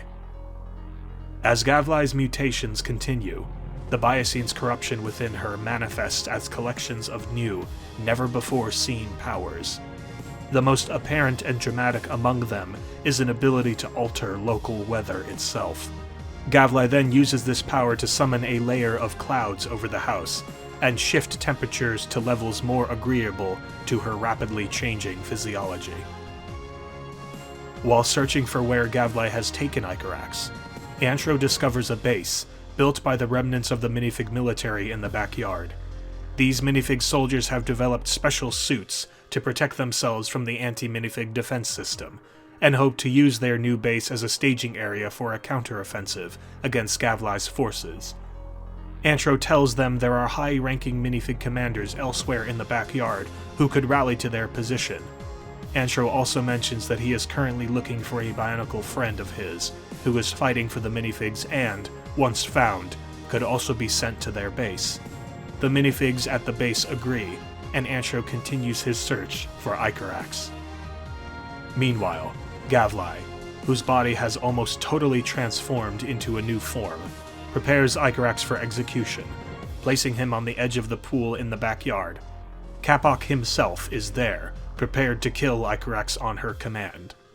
Gavlai demands that Icarax tell her where the remainder of the minifig army is hiding, but Icarax confesses he does not know. As Gavlai's interrogation of Icarax nears its end, Antro appears and strikes down Capoc, sending him flying into the pool. Capoc then drowns and is presumed dead. Antro tells Icarax about the minifig base he discovered in the backyard, and that it is only a matter of time before Bionicle forces locate it. Antro then orders Icarax to head there immediately to help defend the minifigs. Icarax, worried about leaving his friend alone with Gavlai, reluctantly obeys. With Icarax gone, Antro confronts Gavlai head-on and begins a prolonged one-on-one fight with her. As Icarax rushes to the minifig's backyard base, one of Gavlai's elite operatives, tasked with hunting down minifigs in the backyard, discovers General George, Colonel Carlos, and Captain Mike still waiting at the teleporter. The Bionicle operative attacks them, managing to kill George and Carlos, with Mike barely surviving the attack. Believing he has killed all three of the minifigs, the operative continues searching for other minifigs. Minifig scouts in the area witness the attack and relay news of it to the minifig base. Icarax eventually arrives at the minifig base. The minifigs there inform him that they have received a report of a Bionicle attack on a small minifig camp elsewhere in the backyard, and that all minifigs there are dead. Assuming the worst, Icarax rushes over to where he and Antro left George, Carlos, and Mike. When Icarax arrives at the teleporter, he discovers the bodies of George, Carlos, and Mike. He quickly learns, however, that Mike has survived the attack. Mike warns Icarax that the Bionicle operative who attacked them is heading in the direction of the minifig base. Icarax then picks Mike up and runs to the minifig base to try and save it. Icarax and Mike arrive at the minifig base in time to ambush and kill the operative before he has a chance to destroy it. Icarax delivers Mike safely to the base. Knowing he owes Antro for saving his life, Icarax then dutifully leaves the base to assist Antro in his fight, rushing towards the pool where he last saw his friend in combat with Gavlai. Antro's duel with Gavlai continues, as the two battle each other on the edge of the pool. During the fight, Antro deals Gavlai a blow that triggers a mutation spike in her body. Her body then rapidly transforms into a giant, hulking monstrosity that Antro believes he is no longer capable of defeating conventionally. Observing the pool next to them, Antro believes that if he can shove Gavlai in, he might be able to kill her. Icarax eventually arrives on the other end of the pool, far away from Antro and Gavlai but close enough that he can still see the fight between them from a distance. With Icarax watching, Antro then engages Gavlai. Gavlai clutches him in her grasp, but Antro resists, and eventually thrusts both himself and Gavlai into the pool, an act Antro believed would result in Gavlai's death, as well as his own. Icarax watches as Antro and Gavlai fall into the pool, distraught at the sight of his best friend sacrificing himself to stop Gavlai. After the apparent defeat of Gavlai, and with no appointed commanders to organize their ranks, Gavlai's army of Bionicle clones falls into disarray. The minifigs, under Mike's command and with Icarax's help, begin taking back much of the territory they lost to Bionicles. News of Antro's sacrifice spreads throughout minifig ranks, giving them a morale boost needed to push back Bionicle forces. As the minifigs progress in their retaliation, the clusters of Arthene radiation left behind by the Biocene begin fading away, gradually rendering the entirety of the house habitable again. In addition, the clouds Gavlai had summoned over the house begin to dissipate and yield to sunlight. At a certain point, the minifigs believe they have successfully routed Gavlai's forces and hold a ceremony to celebrate their victories. The minifigs plan to specially honor Mike Bates and Icarax by name at this ceremony, and each are given ornate hero armor as rewards for their efforts. Icarax's trigger mask is painted gold by the minifigs as part of his hero armor upgrades, all while Icarax remains unaware of the mask's properties and significance. When the ceremony is held, Icarax is not in attendance, and Mike goes to track him down. He finally discovers Icarax on the edge of the pool, privately mourning the loss of Antro. Mike tells Icarax that Antro had once hinted to him that he wanted to be turned back into his old minifig self, James Hanks, when the war was over. But Icarax wonders if Antro, in his final moments, had somehow made peace with himself.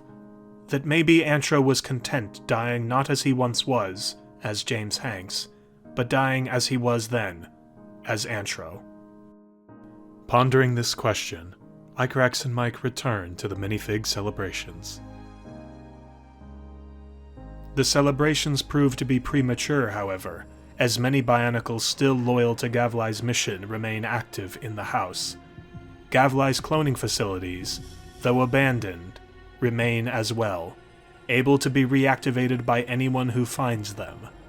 And contrary to what is widely believed at the time, Icarax, Mike, and the minifigs of the house are not yet finished with Gavlai.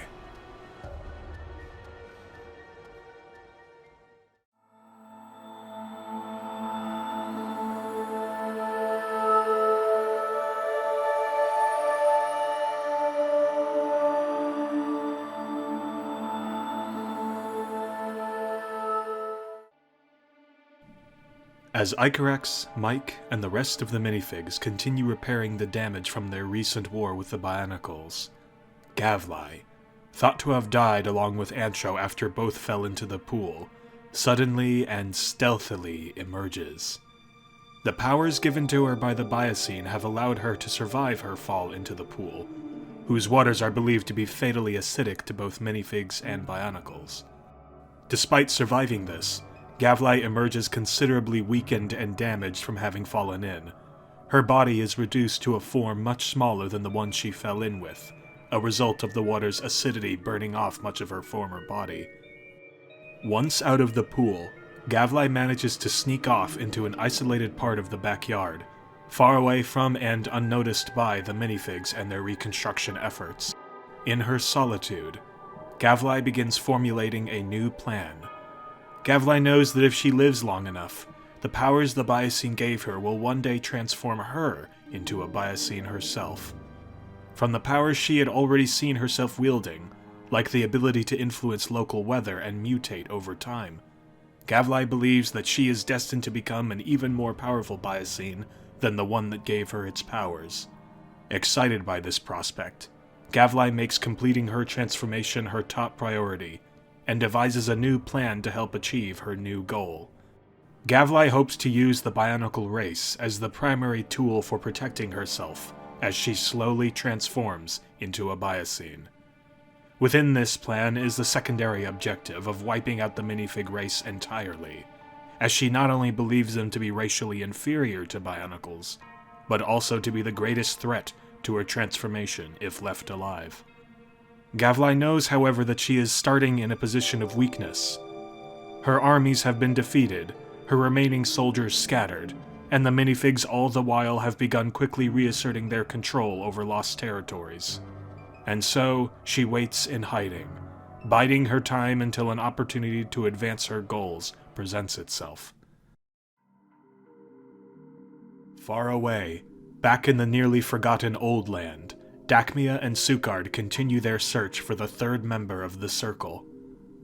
After the migration of minifigs and Bionicles into the New Land, the two Circle members had gone searching through abandoned Bionicle archives in the hope of finding information on the third member.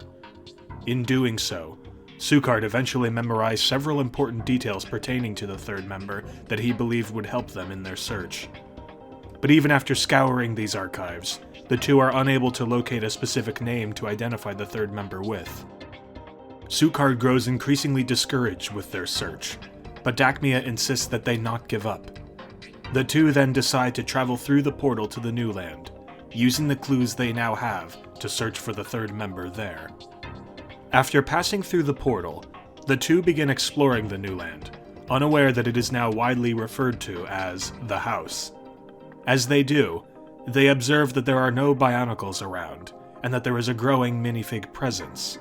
They also observe that there appear to be signs of recent warfare. Sukard believes the evidence points to a recent war between the races, and that the minifigs were the victors. This compounds his discouragement with their goal of finding the third member. Dachmia urges Sukard to stay focused, but Sukard increasingly dismisses her insistences, suggesting that the third member is, in all likelihood, dead. The two argue with one another on the value of their quest, until Sukard snaps and separates from Dachmia entirely.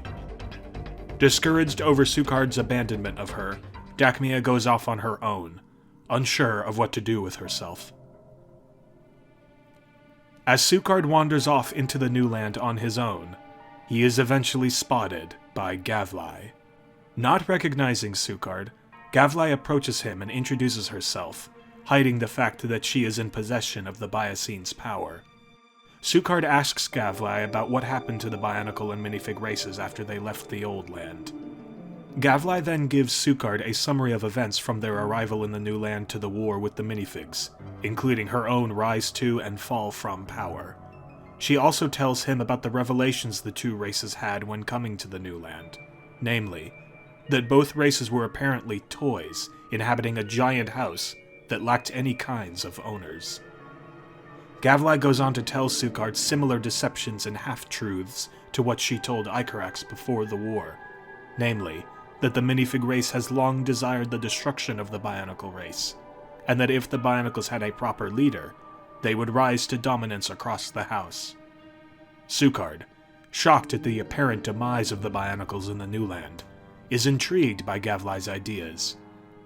Having rejected his original quest with Dachmia to find the third member of the Circle, Sukard is eventually seduced enough by Gavlai's wiles that he agrees to join her in her efforts to bring the Bionicle race back to dominance. Gavlai, pleased with Sukard's credulity, believes he will prove to be yet another fool, just like Icarax, who can help further her goals. Sukard and Gavlai then begin devising their plans for a Bionicle reconquest of the house. Sukard believes that a Bionicle army must be reassembled if they are to combat the minifigs properly. Gavlai tells Sukard about how she recruited former Bionicle gangsters and then cloned them to create her first army. Sukard, however, desires a more disciplined army, rather than a group of rowdy thugs like what Gavlai had during the First War. Hoping to offer something to that end, Gavlai brings Sukard to her abandoned cloning facilities, where many unsuccessful clone corpses had been left behind. Sukard begins tinkering with the parts of these corpses, experimenting on them with his own circle healing powers. He discovers an unexpected offshoot power of being able to bring Bionicles back to life using dead Bionicle body parts. These Bionicles appear to have entirely different dispositions from normal Bionicles, and immediately pledge themselves to Sukard. Sukard dubs these Bionicles Mocks, and the process by which he assembled them, Mocking. Gavlai, pleased with Sukard's powers and the loyalty these new mock Bionicles demonstrate to him, offers Sukard her cloning facilities to begin mass production of these new soldiers. Sukard, fascinated with the potential uses of his powers, begins experimenting on himself, using spare Bionicle parts to physically modify his body. Gradually, Sukard builds himself up into a massive form much larger than his natural form, and the new cloned mock soldiers begin worshipping him. Gavlai, believing Sukard to be another power-hungry dupe like Icarax, promises him that if he continues listening to her advice, then he will eventually preside over a vast Bionicle Empire across the house, naturally hiding the fact that in doing so, he would secretly be serving her own wishes. Sukard nevertheless agrees with Gavlai. To mark his own break with his former self, Sukard gives himself a new title, the Monarch. He then names his new army of cloned mock soldiers the Monarch's Legion. Shortly after, the Monarch builds for himself one elite squad of 4 unique mock soldiers to be his own personal bodyguards. They are named Dark Assassin, Goldak, Armadillo, and Battle Mantis. Gavlai advises the Monarch to use his new army to launch a surprise attack against the minifigs while their guard is down. The Monarch concurs with this plan and, once assembled, launches the full force of his Monarch's Legion against minifig territories. The minifigs are caught completely off guard and decimated in the initial attacks. The shock of these attacks sends the rest of minifig forces in the house, still repairing damage from the First War, into a panicked frenzy. Icarax and Mike join the minifigs in the fight against the mysterious Bionicle invaders, but are unable to help stop their advance. The Monarch's Legion continues steamrolling over the minifig military, proving itself far superior in combat than Gavlai's first army. Remnants of Gavlai's first clone army, who had been routed after their first defeat, notice the fighting and rally under the Monarch, fighting alongside the Monarch's Legion. With no knowledge of who the Monarch is or where he came from, and unprepared to fight such a massive and sudden attack, the minifigs are soon utterly defeated. Icarax, Mike, and a small group of minifig soldiers and civilians flee the Monarch's surge and hide themselves in the largely unexplored upstairs regions of the house. The Bionicles, though they are in fact unnaturally conceived clones of the Monarch's first mock experiments, establish themselves as the dominant race of the house. With Gavlai hiding in the shadows, the Monarch declares himself the ruler of a new Bionicle Empire. He then instructs his soldiers, under secret advisement from Gavlai, to patrol the house in search of minifig survivors. Gavlai maintains contact with the Monarch throughout his rule in this manner, offering advice to him while keeping herself hidden. She privately tells the Monarch that when the time is right, she will publicly reveal that she is still alive. She believes this sudden revelation, once made known throughout the house, will crush the morale of any remaining minifig fighters, as they will be forced to realize their efforts to stop her during the First War were utterly futile. Gavlai believes such a revelation may even be enough of a blow to their cause to force the minifigs to surrender. The Monarch agrees with Gavlai's plan once again, and continues acting as the public face of the Bionicle Empire's leadership. Meanwhile, in the upstairs regions, the minifigs that fled the Monarch now name themselves the Minifig Resistance, and Icarax and Mike pledge themselves to their cause. Icarax then decides to fight the Monarch on his own, believing that as a Bionicle himself, he can infiltrate Bionicle territories and carry out sabotaging strikes on key Bionicle targets. He then embarks on a lone crusade of fighting the Monarch and the Bionicle Empire on behalf of the Minifig Resistance. In Icarax's absence, the Minifig Resistance builds a base upstairs. They name their base New Gutanoa, and appoint a minifig named Carl Coulson, a veteran of the First War against Gavlai, as commander of the base. In the midst of all this, Dakmia, who is lost and confused with the events of the world around her, discovers that her old friend Sukard has become the Tyrant, referring to himself as the Monarch, and that he was responsible for establishing the Bionicle Empire. After learning this, Dakmia searches the house for any group that might be opposed to the Monarch, eventually traveling upstairs and locating the Minifig Resistance. Dakmia presents herself as a Bionicle opposed to the Monarch and the Bionicle Empire. The Minifig Resistance, desperate for any allies they can get, accept her into their ranks. Mike, who is stationed at New Gutanoa, befriends Dakmia and educates her on the history of the house and the events leading up to the formation of the Bionicle Empire. Dakmia keeps to herself the knowledge that her former friend is the Monarch, and the reason for the minifig's plight. Meanwhile, during one of his sabotage attempts, Icarax is captured by the Monarch's forces and interrogated. The Monarch asks who Icarax is and what his mission is, but Icarax only reveals that he is aligned with the minifig resistance.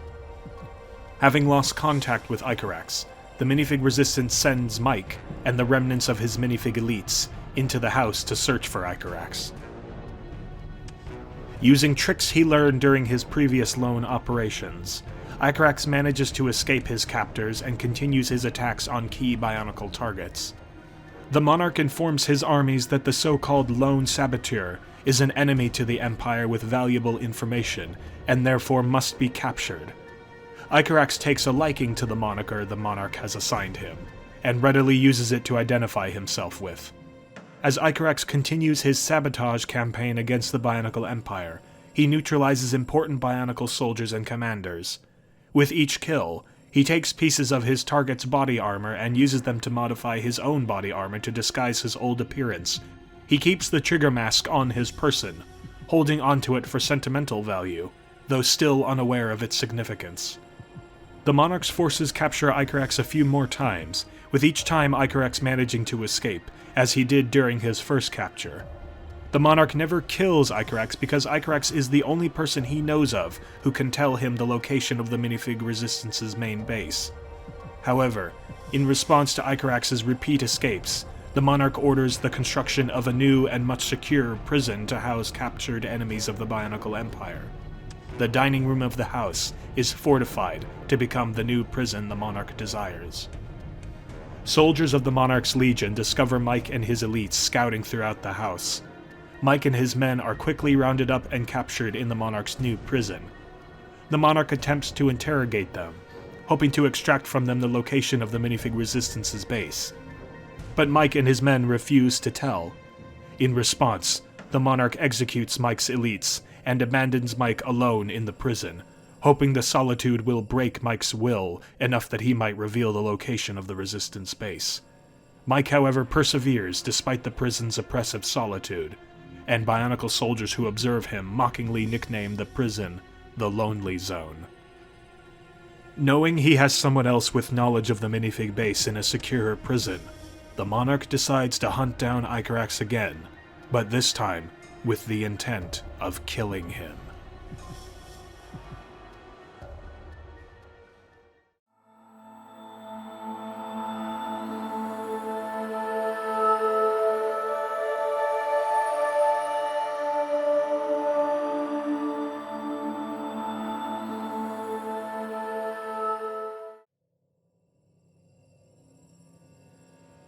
The Monarch leads his legion on a house-wide search for Icarax.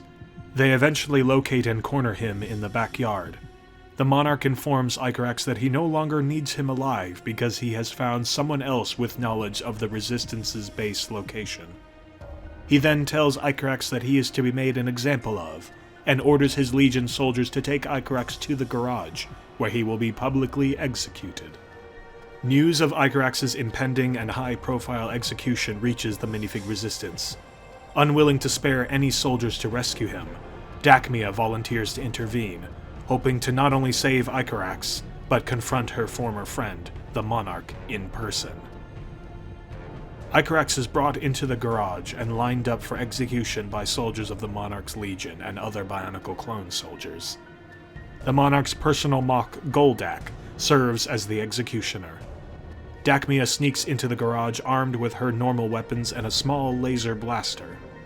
Just before Goldak is about to kill Icarax, Dacmia blasts him with a laser shot and stuns him temporarily. The Monarch becomes enraged and notices that it is his old companion Dacmia who saved Icarax. The Monarch, with his extravagant execution thwarted, changes his mind on Icarax's fate, wondering if Icarax might still have some useful information, and orders some of his soldiers to take Icarax to the Lonely Zone prison. Some of his soldiers then transport Icarax out of the garage and into the Lonely Zone. Dacmia, still in the garage, then faces the Monarch head-on. The Monarch sends his Legion elites to attack Dacmia, but Dacmia uses her own offensive circle powers to strike them all down. The Monarch then decides to attack Dacmia himself. Unable to match the Monarch in his new form, Dacmia is forced to surrender. The Monarch quickly captures her and keeps her near him in the garage. Meanwhile, Icarax is stripped of all his armor modifications down to a form close to his natural form. His extra armor is confiscated by the Monarch's Legion, including his circle trigger mask, which is promptly stripped of all its ceremonial gold paint. Icarax is then thrown into the Lonely Zone prison. There, he discovers that his old friend Mike has been imprisoned as well, and the two reunite. At New Gutanoa, Commander Carl, increasingly desperate over the situation the minifigs are in, concocts a myth surrounding the fallen hero Antro. He propagates a myth that one day, Antro, considered by Carl the savior of all the minifigs, will return from the dead to destroy the Monarch and the Bionicle Empire, and free the minifigs from their plight. Many minifigs buy into this myth, and begin worshipping Antro's name and memory. Back in the garage, Gavlai informs the Monarch that now is the time to reveal to the world that she is still alive. The Monarch assembles many of his soldiers in the garage for the announcement. There, he calls Gavlai to reveal herself to them, announcing that she and the Monarch have been jointly ruling the Bionicle Empire all along. She tells them that once they obtain the location of the Minifig Resistance's base, they will send an army to storm it. To this end, she then asks the Monarch to accompany her to the Lonely Zone prison, with the intention of interrogating Icarax and Mike. As they head out, a message is broadcast throughout the Bionicle Empire that Gavlai has returned, and is acting as a joint ruler of the Empire alongside the Monarch. While in the Lonely Zone, Icarax and Mike overhear the broadcast message, learning that Gavlai is still alive and is leading the Bionicle Empire with the Monarch. The two search the Lonely Zone for some way out, eventually discovering a supply canister in a tucked-away part of the prison. Mike finds buried deep in the canister's contents his old helmet, and Icarax finds tools the two can use to trick the prison's automated security systems and permit their escape. Icarax's trick works, and the security systems permit their escape. Once out, Mike leads Icarax in the direction of New Gutanoa to link up with the rest of the minifig resistance. Before they reach the Lonely Zone, the Monarch and Gavlai learn that Mike and Icarax have escaped. The Monarch instructs his scouts to search the house for Mike and Icarax and report where they are traveling to. After that, he and Gavlai return to the garage.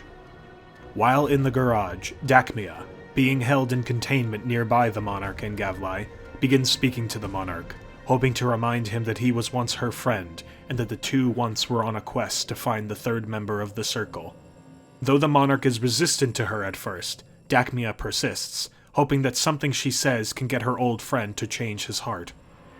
Gavlai herself attempts to silence Dacmia, but Dacmia presses on, urging the Monarch to remember who he once was. Eventually, her words trigger a series of memories within the Monarch, who quickly recalls his old name, Sukard. This then prompts a flood of suppressed memories of his time together with Dacmia to wash over Sukard's mind uncontrollably.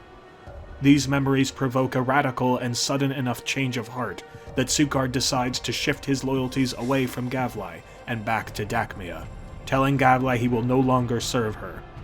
Gavlai, realizing she has lost Sukard, uses her biocene powers to tear off all of the armor upgrades Sukard installed to turn himself into the Monarch.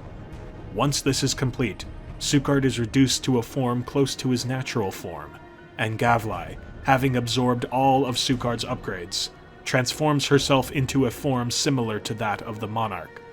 But Gavlai does not adjust to her body immediately, and while still unsteady, Sukard stuns her before she can strike him down. Once Gavlai is stunned, Sukard frees Dacmia, and the two escape the garage before Gavlai can rise to her feet.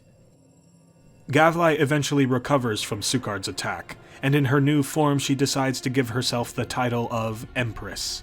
She then assumes for herself total control of the Bionicle Empire, and the clones, having heard stories of Gavlai's original rise to power before falling into the pool, accept her as their leader. She then broadcasts news of her takeover across the territories under her control, and Icarax and Mike, still on the run in Bionicle Empire territory at the time, hear news of her takeover. The broadcast does not reveal the whereabouts of the Monarch, as Gavlai fears knowledge that one of her closest Bionicle allies betrayed her might sway other Bionicles to follow suit. Elsewhere, one of the Bionicle Empire's scouts in the house spots Icarax and Mike heading towards the upstairs region. The scout stealthily follows them, hoping to learn where the minifig resistance base is located. While on the run, Sukard, no longer referring to himself as the Monarch, tells Dakmia that he will help her in repayment for her freeing him from Gavlai's influence. Dakmia informs him that she has been working with the minifig resistance for some time and needs to return to them to help them defend against any impending Bionicle attack. Sukard then takes Dakmia into the backyard, where he had last stationed his elite squad of mock soldiers, namely Dark Assassin, Goldak, Battle Mantis, and Armadillo. Once outside, Sukard's mocks are located, including Goldak, who survived Dakmia's laser shot during the unsuccessful execution of Icarax, and had relocated himself with the other mocks in the backyard. Armadillo and Battle Mantis are at first suspicious of Sukard and Dakmia when they first arrive. Sukard explains that he was once indeed the Monarch, but that his friend Dakmia has helped him turn a new leaf, and that now he desires to help her defend the minifig resistance. Goldak tells Sukard that, as their creator, he and the other mocks in their squad are obliged to serve him, no matter what path he chooses. Sukard's mocks then pledge themselves to Sukard and Dakmia, offering to defend the minifig resistance if that is what Sukard desires. When Sukard agrees to this, Goldak then outfits Sukard with stronger armor in preparation for battle, and Dakmia then leads Sukard and his mocks in the direction of the new Gyutanoa base upstairs. Inspired by Sukard's ability to create mock soldiers, and the loyalty his mocks showed to him, Gavlai begins experimenting with mocking herself. Though Gavlai does not possess Sukard's same circle powers, some of the powers she received from the Biocene are sufficient to produce mocks of her own. As a result of her inexperience in mocking, her first mock is a small, malformed, and crippled creature. When Gavlai expresses displeasure at her creation, the creature begs her to let him live so that he might serve her, and Gavlai then derisively names it Cutter, a reference to the long blades he has instead of hands. The newly named Cutter then pledges to serve Gavlai unwaveringly. Back upstairs, the scout that followed Icarax and Mike contacts Gavlai, informing her that he believes the minifig resistance base is upstairs. Mike and Icarax, however, spot the scout, and kill him moments after he relays the base's position. The encounter suggests to the two that Gavlai is hot on their tails, and will likely send a force upstairs to attack them soon. Mike and Icarax then arrive at New Gyutanoa, and are welcomed by the base's leader, Commander Carl. With the location of the minifig resistance base, Gavlai modifies some of her clone soldiers to produce a squad of 6 elite clones specifically designed to siege the base. These clones are equipped with portable cloning devices that they can plant at the edge of any battlefield, allowing them to respawn the moment they are killed in battle. The clones also, as a last resort, can equip their squad leader with a set of armor that will turn him into a walking time bomb, capable of obliterating the base if detonated close enough. Gavlai calls this squad of 6 elite clones together, briefs them on their mission, and gives them the location of the Resistance's base. The 6 specialized clones are then sent out and begin heading upstairs. Meanwhile, at New Gyutanoa, Commander Carl tells Icarax and Mike that he has been working to keep alive among his men the hope that one day, Antro will return from the dead to save them all from the Bionicle threat. Mike tells Carl that such a dream is a fantasy, that Antro is dead, and that such wishful thinking to the contrary will get their resistance nowhere. Carl insists that the dream of Antro's return is what is keeping the morale of his men high. Icarax then tells Carl that Gavlai has returned from the pool, and has now taken over control of the Bionicle Empire from the Monarch. Carl is shocked at this news, believing it to nullify the weight of Antro's original sacrifice to defeat her. Crushed and distraught over this, Carl descends into a sudden frenzy and abruptly takes his own life, leading the minifig resistance shocked and leaderless. On their way to rally with the minifigs, Dakmia, Sukard, and Sukard's Mox are ambushed by soldiers of the Monarch's Legion, now referring to themselves as the Empress's Legion. Sukard's Mock, Dark Assassin, sacrifices himself to buy the group time to escape. Once in safety, Sukard's Mock, Goldak, says that it is every Mock's dream to die in service of their creator, and that a Mock will decide if and when it is time to make such a sacrifice. After this, the group continues on to New Gutanoa. Before arriving, Dakmia modifies Sukard's face mask to hide any resemblance he has with the Monarch for when they meet with the Resistance, and Sukard accepts and dons his new mask. Back at New Gutanoa, Mike, furious at the apparent incompetence with which the Resistance had been run under Commander Carl, appoints himself to replace Carl as the base's leader. With no one challenging him, Mike not only assumes command of New Gutanoa, but effectively of the Resistance itself. He insists that everyone still believing that Antro will return dispense with their fantasies, and instead focus on defending the base against Gavlai's incoming attack. Mike begins immediately mobilizing New Gutanoa's civilians and soldiers to make ready the base's defenses. As New Gutanoa is overhauled under Mike's leadership, Dakmia, Sukard, and Sukard's Mox arrive. Mike welcomes Dakmia in as an old friend, and Dakmia introduces the companions she brought with her as allies to their cause. Sukard hides the fact that he was once the Monarch, but pledges himself and his Mox to New Gutanoa's defense, and to the minifig resistance. During this time, Dakmia observes Icarax from within the base, and develops a minor romantic interest in him. Shortly after the arrival of Dakmia, Sukard, and Sukard's Mox, Gavlai's elite squad of clones arrives at the base of the stairs leading up to New Gutanoa. The squad places their regeneration devices at the bottom of the stairs so that they are safe from attack. They then begin climbing up to confront the Resistance. The combined defenses of New Gutanoa spot the incoming Bionicles and assemble their forces. Gavlai's soldiers charge towards the base, and the Battle of New Gutanoa begins. New Gutanoa's defenses successfully defeat the first wave of Gavlai's attack, but at the bottom of the stairs, her 6 elite clones regenerate themselves and begin climbing back up. Once they arrive, another fight erupts, resulting in heavier casualties for New Gutanoa. New Gutanoa's defenders still manage to defeat the attackers, but the clones reappear moments later to attack again. After the 4th wave of attacks, Icarax rushes out and takes a look out from the top of the stairs to the floor below, seeing the 6 regeneration devices from which the clones are respawning. The 5th wave of soldiers pushes Icarax back to the defense, and Icarax informs the group that Gavlai's soldiers are respawning from regeneration devices at the bottom of the stairs. After the 5th wave engages the defenders and is promptly defeated, the clones decide in order to break through New Gutanoa's defenses, they must equip their explosive armor to activate their squad leader's time bomb ability. Once equipped, the clones escort their leader up the stairs. The squad leader's body gradually glows brighter and brighter as it approaches its detonation.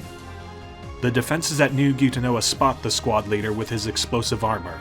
The defenses attempt to take down the squad leader at long range before he can explode, but discover the armor to be impervious to their weapons fire. As the squad leader prepares to detonate, Sukard's Mock, Goldak, unexpectedly rushes out from New Gutanoa's defenses and grabs the glowing squad leader. Goldak then runs to the edge of the stairs, clutching the squad leader in his arms. With all of his body strength, Goldak then hurls himself off the stairs, plummeting with the squad leader in his grasp, down to the regeneration devices below. The squad leader's body armor explodes, instantly vaporizing himself and Goldak. The blast destroys the regeneration devices, and the clone soldiers, whose life forces were attached to them, quickly disintegrate. This ends the Battle of New Gutanoa in the victory of the minifig resistance and its allies. Back inside the garage, Gavlai's body, infused with the Monarch's armor, experiences more severe mutation than at any time in the past. Now more than ever, Her body is showing signs that it is now well into the process of becoming a Biocene. As these mutations are ongoing, a messenger approaches Gavlai and informs her that the force sent to attack New Gutanoa has failed. Enraged, Gavlai kills the messenger and becomes convinced that the clone soldiers she had been using for so long are no longer capable of getting the results she desires. She calls her first Mock, Cutter, and instructs him to call all soldiers within the Bionicle Empire back to the garage, where she intends to kill them all one by one and dismantle them for their parts. Gavlai declares that she will use these parts to build for herself an army of Bionicle Mock soldiers, personally loyal to her, just as she had observed Sukard's personal Mocks declare their loyalty to him.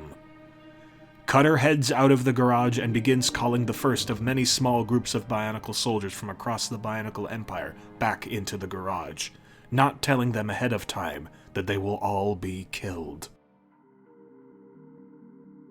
Back at New Gutanoa, Mike makes a speech to the Resistance, saying that although they have won the day, Gavlai knows where they are hiding, and that now is the time for the Resistance to leave New Gutanoa and find a new place in the house to relocate to.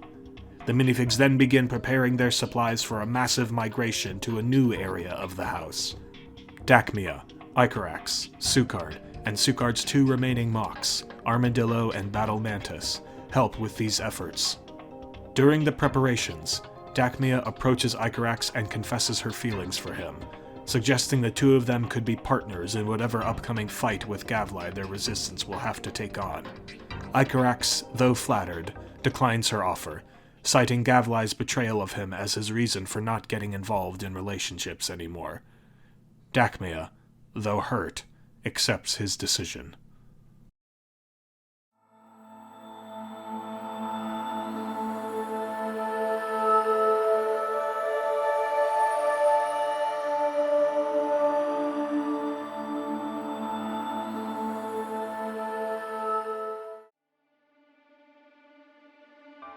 Inside the garage, the first group of Bionicle soldiers summoned by Cutter arrives. Gavlai's bodily mutations are increasing in frequency, and she is showing more signs that she is becoming a Biocene. Once the Bionicle soldiers stand before Gavlai, she kills them, one by one, having Cutter disassemble them immediately after for their parts.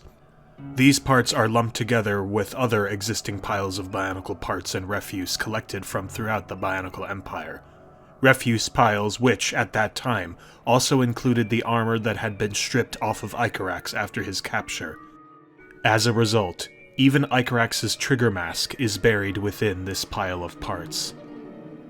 Gavlai, noticing Cutter's crippled body and his difficulty in walking and moving, offers Cutter the opportunity to improve his body using the parts available.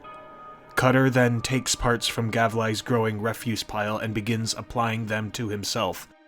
Soon Cutter undergoes a near-complete transformation, appearing as a fully and properly formed Bionicle. Gavlai, impressed with Cutter's self-modification skills and aware that she herself is ungifted in the art of mocking, demands that Cutter attempt to make a mock soldier from the refuse pile himself. Cutter obeys and, to Gavlai's surprise, soon produces a Bionicle mock soldier before her very eyes. Though unable to confirm this suspicion, Gavlai wonders if Cutter somehow inherited trace amounts of her Biocene power, enough at least to build mock soldiers of his own. In any case, Gavlai, seeing Cutter's potential as a mock builder, orders Cutter to begin constructing more mock soldiers. Cutter obeys, and soon produces an entire squad of mock soldiers using parts from dismantled clone soldiers. Cutter's mocks are immediately loyal to him, and Cutter, loyal himself to Gavlai as her own mock, demands that his mocks pledge loyalty to her. Gavlai is pleased with these results, and orders Cutter to have his new mock soldiers begin calling the rest of the Bionicle clones into the garage for dismantling. Meanwhile, the minifig Resistance, along with Icarax, Dakmia, Sukard, and Sukard's remaining two mocks, Armadillo and Battle Mantis, finish their evacuation preparations. The group, comprised of minifig soldiers and civilians as well as their newfound Bionicle allies, all abandon New Gutanoa, looking elsewhere for a place to live in the house. As the minifig resistance continues, Suchard shows increasing discomfort with being around minifigs, whom he constantly fears will one day discover that he was once the Monarch. Dachmia notices this discomfort in her friend and speaks with him. The two decide that they must distance themselves from the resistance, while still working to advance its goals. They then decide that they must resume their original quest to find the third member of the Circle. Suchard tells Dachmia privately that if they can assemble the Circle, they might be able to use the Circle group power to help turn the tide in the war. Dachmia agrees, but privately, she still wishes to remain in communication with her friend, Mike. Dachmia approaches Mike, saying that she and her friend Suchard have an unfinished quest they must complete, but that Dachmia wants to keep in contact with the Resistance. Mike then outfits Dachmia with a radio that she can use to contact him at any time.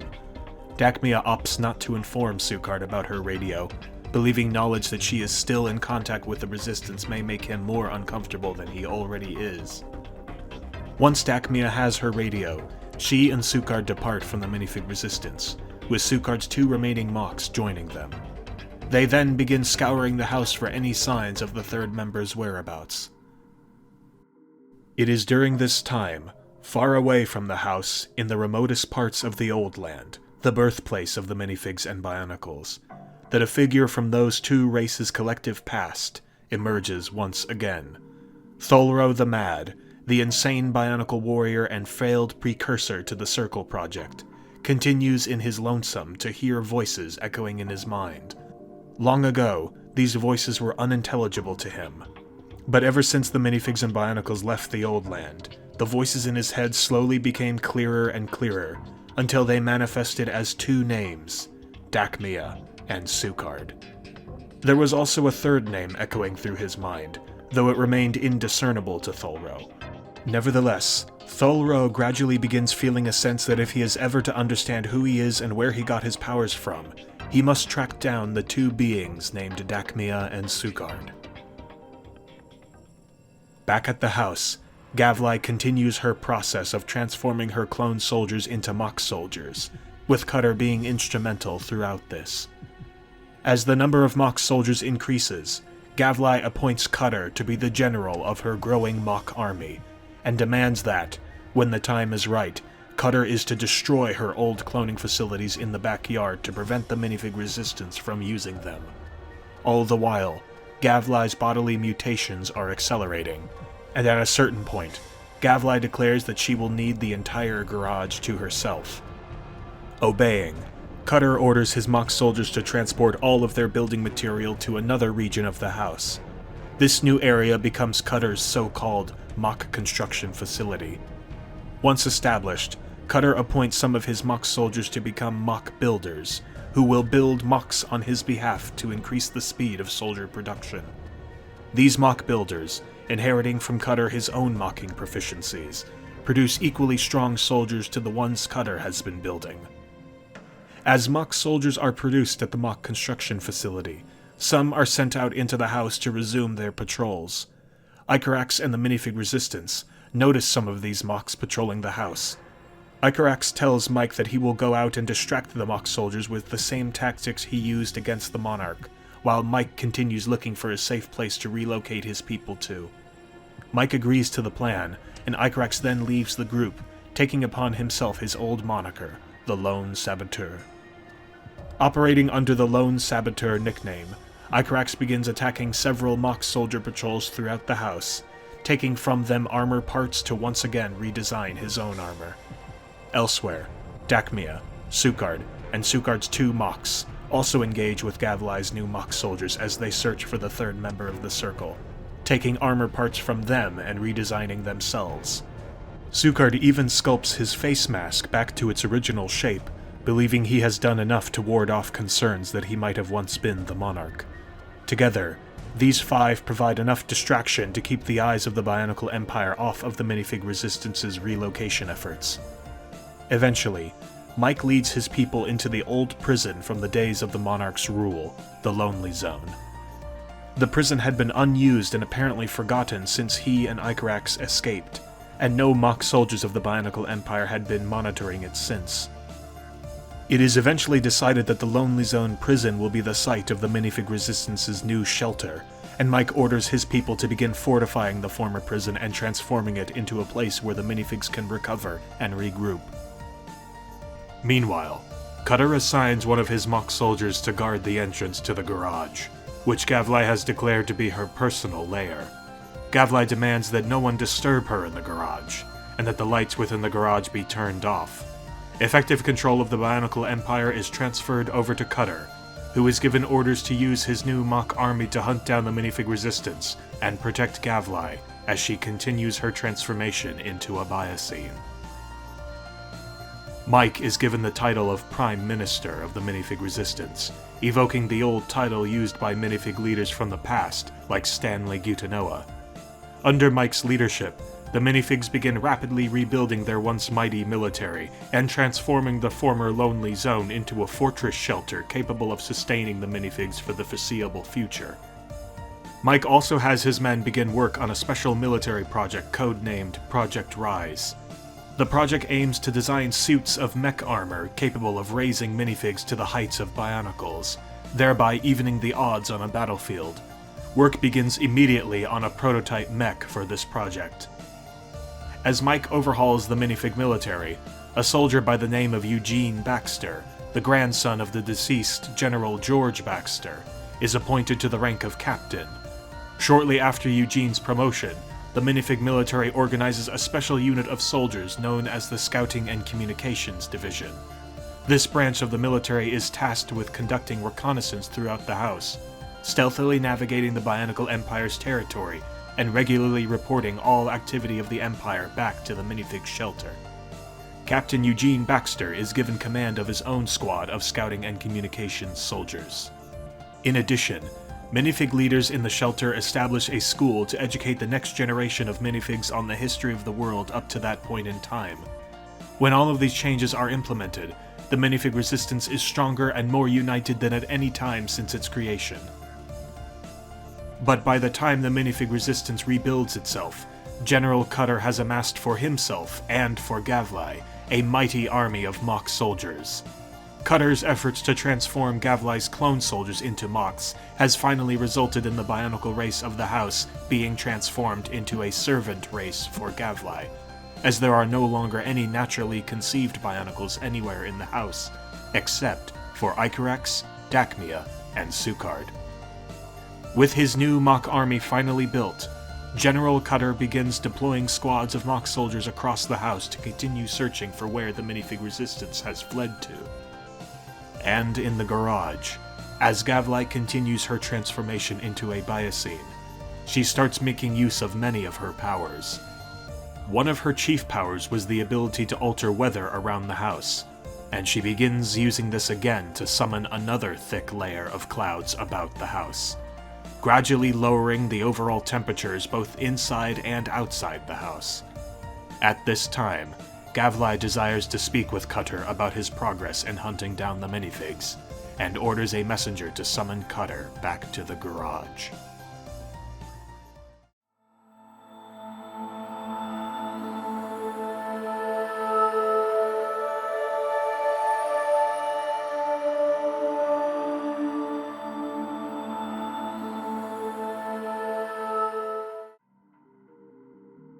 Far away from the house, Tholro the Mad becomes convinced he must locate the people named Dacmea and Sukard.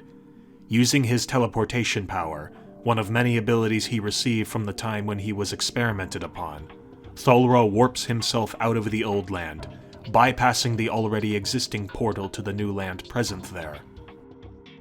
Back at the house, as clouds summoned by Gavlai begin settling in the skies above, Cutter, who is deploying a small squad of mock soldiers to patrol the backyard, is approached by Gavlai's messenger.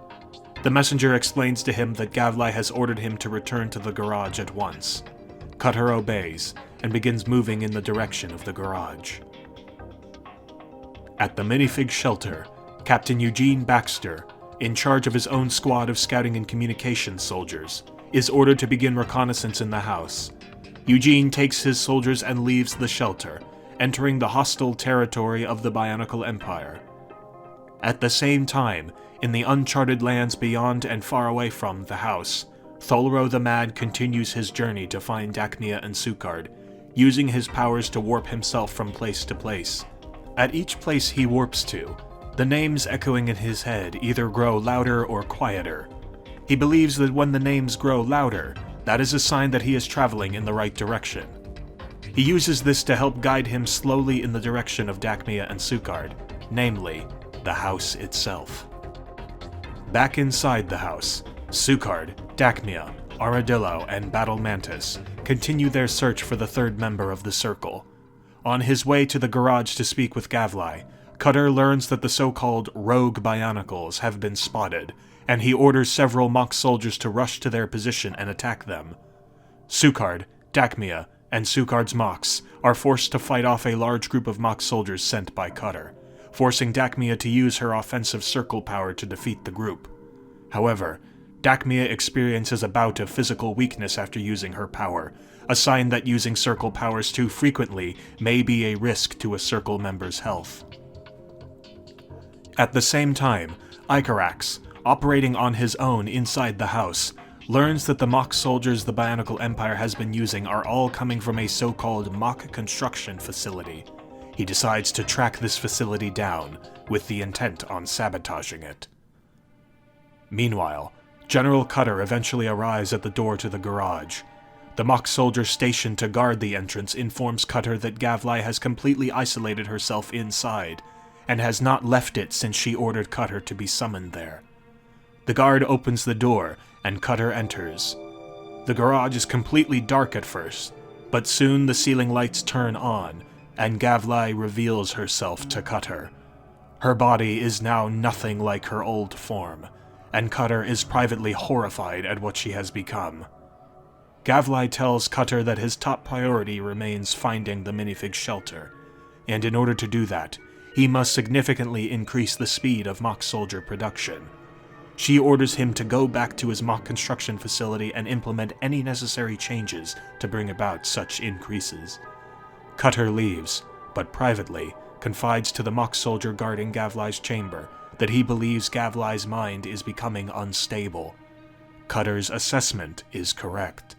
Unknown to Gavlai, the cognitive deterioration she had once observed within the biocene that had given her its powers is now manifesting inside her, and her visions for the future are becoming at once less coherent and more grandiose. While heading up to the mock construction facility, Cutter deploys a soldier to patrol an unmonitored region of the house. Unknown to Cutter, this soldier, who had been built at the mock construction facility, is wearing Icarax's trigger mask, which had for a long time been present in the refuse pile used to produce mock soldiers, ending up on this soldier by sheer chance. Not far away, Icarax, who is searching for the mock construction facility, sees Cutter deploying the mock soldier wearing his old mask. After Cutter leaves, he ambushes the soldier and kills him, taking his old mask off. Icarax dons the trigger mask again, for purely sentimental reasons, but remains unaware that it is indeed the trigger mask needed to activate his circle powers. Icarax then follows Cutter to the mock construction facility. When Cutter arrives at the facility, he relays Gavlai's order to increase soldier production.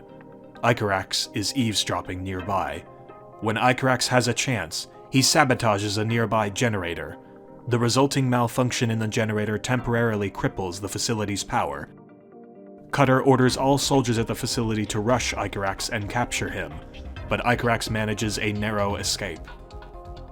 Meanwhile, Tholro the Mad finally arrives in the backyard of the house, using his teleportation powers. With the names in his mind echoing more loudly than ever before, he believes he has at last arrived at the place where Dacmia and Sukard reside. Tholro then discovers the patrol of mock soldiers Cutter had sent out to survey the backyard earlier. Still possessing his violent and erratic nature from his time in the Old Land, Tholro attacks the two mock soldiers. He demands that they tell him where Dacmia and Sukard are. The soldiers mention various terms such as the Empress and rogue Bionicles, all terms Tholro is unfamiliar with. Confused, Tholro demands again that they tell him where Dacmia and Sukard are, but when they refuse out of a combination of loyalty to Gavlai and sheer ignorance, Tholro kills them both. Tholro then continues his search by entering the house through a nearby window, unaware that it is in fact a giant house. Once inside the house, Tholro resumes his search. Nearby where Tholro entered the house, Eugene Baxter and his squad of scouting and communications soldiers are discovered by a mock soldier. A small fight ensues between them. Tholro stumbles upon Eugene and his men fighting the mock soldier and intervenes. He asks the mock soldier if he knows where Dakmia and Sukard are, but the mock soldier refuses to tell him. Tholro then kills the mock soldier and approaches Eugene and his men. Tholro tells them who he is, and Eugene and his men are shocked, as they had heard about Tholro's rampages in the old land long ago. Tholro asks Eugene and his men if they have heard of Dakmia or Sukard. Eugene tells Tholro that they at least know who Dakmia is, as she has long been a friend of the Resistance, and Eugene offers to put Tholro in contact with her. Eugene and his men then call Mike back at the shelter, and inform him that Tholro the Mad has returned and is looking for Dakmia. With shock and some apprehension about Tholro's return, Mike contacts Dakmia on the radio he gave her, informing her of Tholro's arrival at the house and his desire to speak with her. Dakmia accepts, and Mike then remotely links her radio with the radios of Eugene and his men. Dakmia, who is in the upstairs region with Sukard and Sukard's mocks, agrees to guide Tholro, Eugene, and Eugene's men to their position using their newly established radio link. Later, Icarax, who is still operating on his own in the house, notices Tholro the Mad, the Bionicle warrior believed to have been left behind in the old land, traveling with minifig soldiers. Unsure of what is going on, Icarax follows the group out of curiosity. Tholro and the minifigs travel to the upstairs and confront Dakmia, Sukard, and Sukard's mocks. Icarax follows them up the stairs and hides himself nearby, eavesdropping on what Tholro has to say. Tholro then approaches Dakmia, Sukard, and Sukard's mocks. He then tells them that ever since their kind left the old land, he has been hearing voices in his head, whispering the names of Dakmia and Sukard, and that he felt compelled to come to the new land to seek them out. Upon hearing this, Dakmia proposes that Tholro might be the third member of the Circle, but Sukard dismisses this, as Tholro fails to meet all of the criteria for the third member he memorized back in the old land. Tholro then expresses his desire to learn from Dakmia and Sukard about his identity. Sukard explains to Tholro that he is a failed experiment by the first Bionicle government of the old land to create what would eventually become the Circle, and that the only reason he has been hearing the names of Dakmia and Sukard in his head is because he shares the same energies that they have. Sukard then gives Tholro a brief history of the new land to bring him up to speed on the struggle they are in, making specific mention of their ongoing fight against Gavlai. At the end, Sukard even confesses to Tholro that he was once the Monarch, responsible for Gavlai's return to power and the deaths of countless minifigs. Unknown to Sukard and his companions, Icarax has been listening to their entire exchange nearby. He is furious at the news that Sukard was once the Monarch, and emerges from cover to confront them. Icarax then attacks Sukard with the intent on killing him to avenge those he killed as the Monarch. Sukard's mocks tried to stop Icarax and protect their creator, but Icarax fights them off and stuns them. Shortly before Icarax would have killed Sukard, Dakmia intervenes. The three end up smashing their weapons together. Suddenly, a blast of energy erupts from the collisions of their weapons, sending all three flying backwards.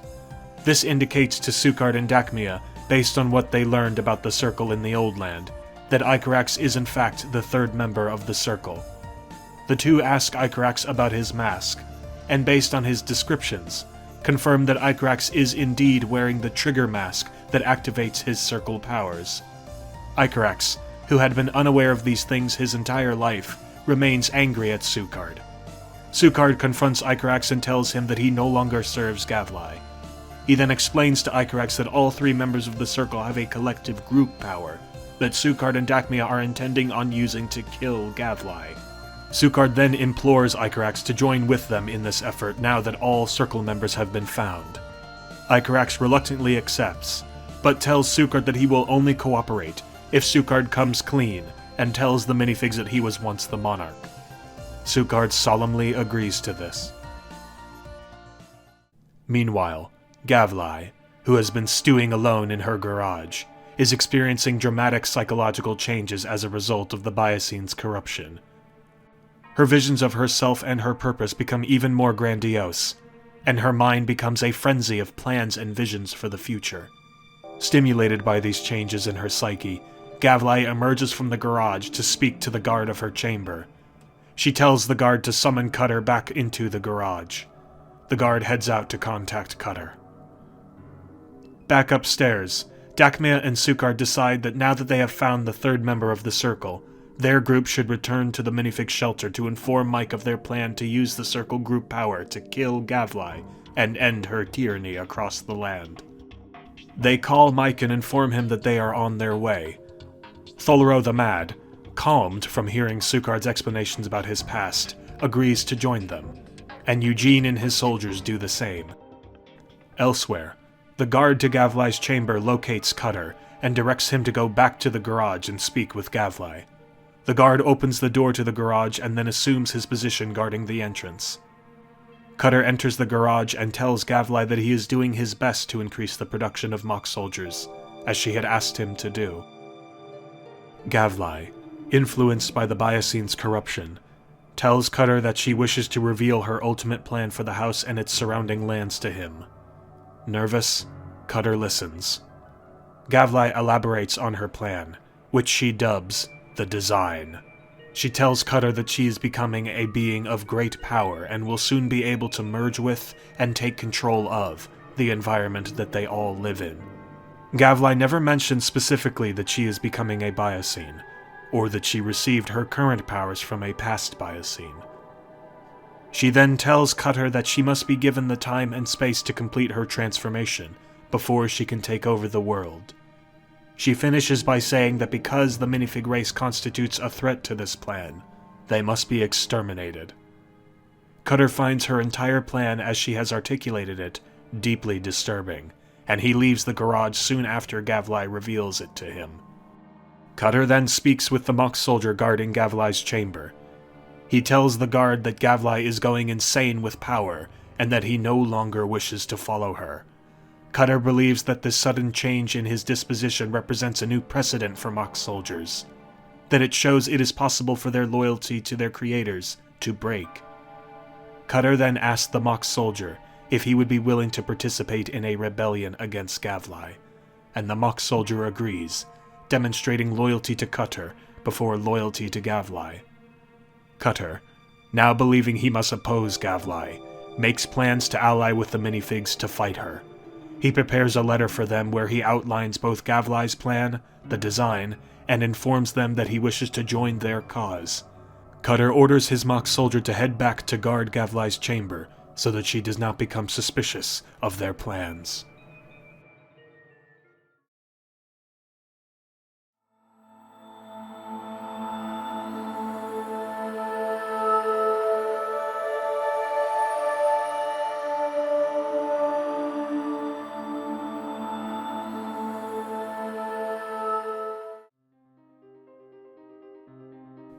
Dakmia, Sukard, Icarax, Tholro, Sukard's mocks, and Eugene and his men all arrive at the minifig shelter, with Sukard surprised to learn that the minifigs had converted his former Lonely Zone prison into their main base. There is shock from some of the civilians at the number of Bionicles entering their shelter. Mike himself is surprised to see Tholro the Mad in the flesh, but happy to see Dakmia and Icarax. Sukard, however, nervous in the presence of the minifig resistance he once tried to destroy as the Monarch, requests Dakmia and Icarax speak with him privately. The three members of the Circle go off to an isolated corner of the shelter, where Sukard privately tells them his concerns about confessing to the minifig race that he was once the Monarch. Icarax demands that he follow through with his promise and tell them the truth, but Sukard fears that if he does, the minifigs might revoke support for their plan to stop Gavlai. Dakmia agrees with Sukard holding back the revelation of his past to the minifigs, and Icarax angrily accepts their course of action. Back in the garage, Gavlai begins suspecting some kind of treachery from Cutter, on account of his apprehensive behavior during their last encounter. She emerges once again from her chamber and orders Cutter's mock guard to summon Cutter back to her chamber at once. The mock guard, secretly in league with Cutter's plan to oppose her, still plays his role as guard and leaves to summon Cutter. The mock guard finds Cutter dropping the letter he had prepared for the minifig resistance in an area of the house, hoping the minifigs will find it. The mock guard tells him that Gavlai wishes to speak with him yet again. Annoyed but compliant, Cutter tells his guard he will speak with Gavlai, and then once their meeting is over, he will summon together his mock army to inform them of his plans to rebel against her. Back in the minifig shelter, Mike promotes Eugene to the rank of Colonel for his actions in leading Tholro peacefully to the minifig shelter and into friendly relations with the Resistance. Shortly after this promotion, Sukard, Dakmia, and Icarax approach Mike to inform him of their plan. Sukard explains that he, Dakmia, and Icarax are all part of the Circle, and that together they can use their Circle group power to unleash an incredibly strong surge of energy. Sukard believes the raw power of the Circle group power might be strong enough to defeat Gavlai once and for all. But in order to use it, the three of them need to be safely brought into Gavlai's lair to deliver the Circle group power onto her. Sukard asks Mike if he would be willing to lend the minifig military to escort the three of them safely to her chamber, and Mike agrees to this plan. Shortly after, Mike receives the message that a scouting and communications squad has found a letter they believe to be addressed to the minifigs and written by a Bionicle. Sukard sends his mocks, Armadillo and Battle Mantis, to retrieve the letter, as it is too large for minifigs to carry. The two mocks travel to the location indicated and take the letter back to the minifig shelter. Meanwhile, Cutter arrives at Gavlai's lair with his mock guard. Cutter enters, and Gavlai begins speaking with him about her plan. Gavlai tells Cutter that she has read his mind enough to detect that his loyalty to her has eroded, and that this she will not abide.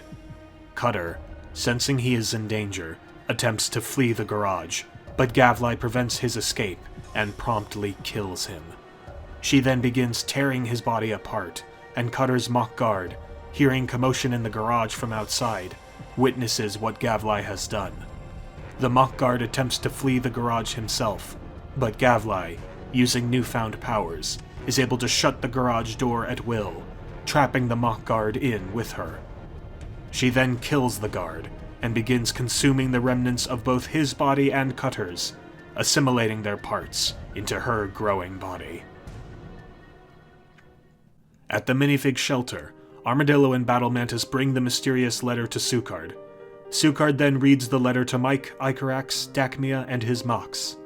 The group finds out that the letter was written by Gavlai's first mock, Cutter, and that Cutter at the time of writing is planning some kind of rebellion against Gavlai.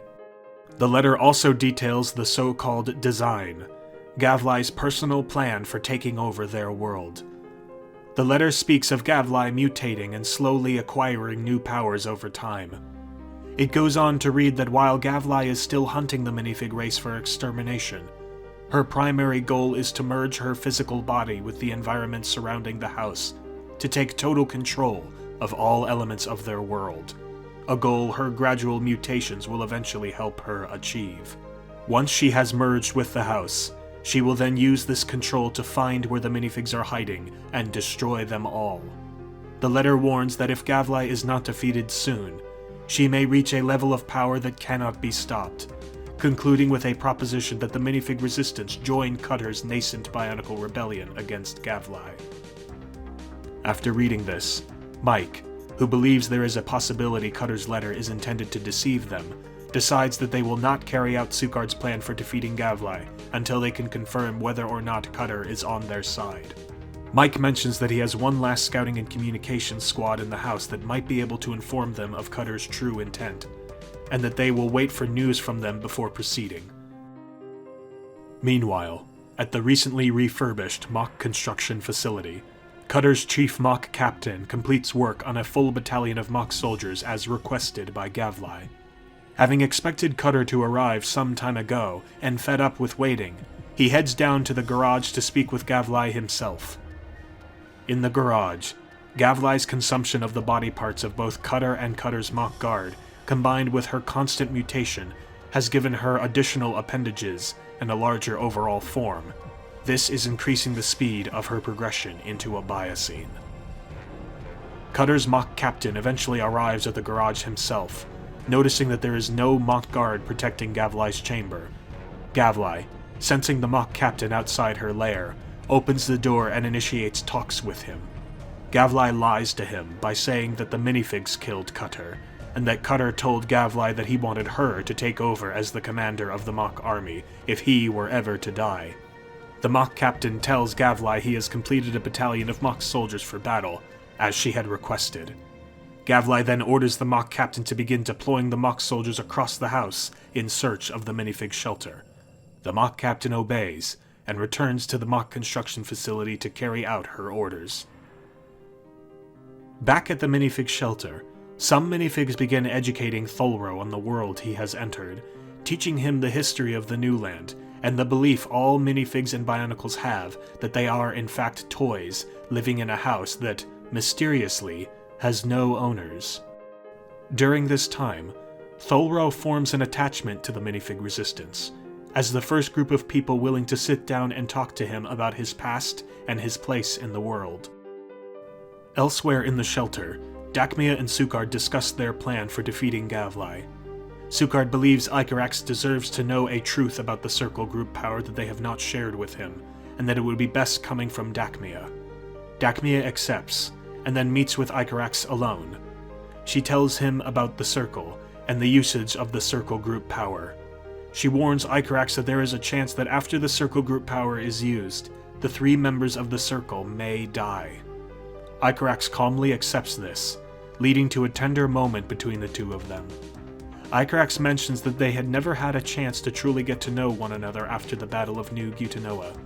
Dakmia, though, references Icarax's denial of her initial advance at New Gutanoa. Icarax, however, persists, saying that if they were going to die, this would be their last chance to spend time together. Dakmia accepts, and the two enjoy one final romantic moment with one another.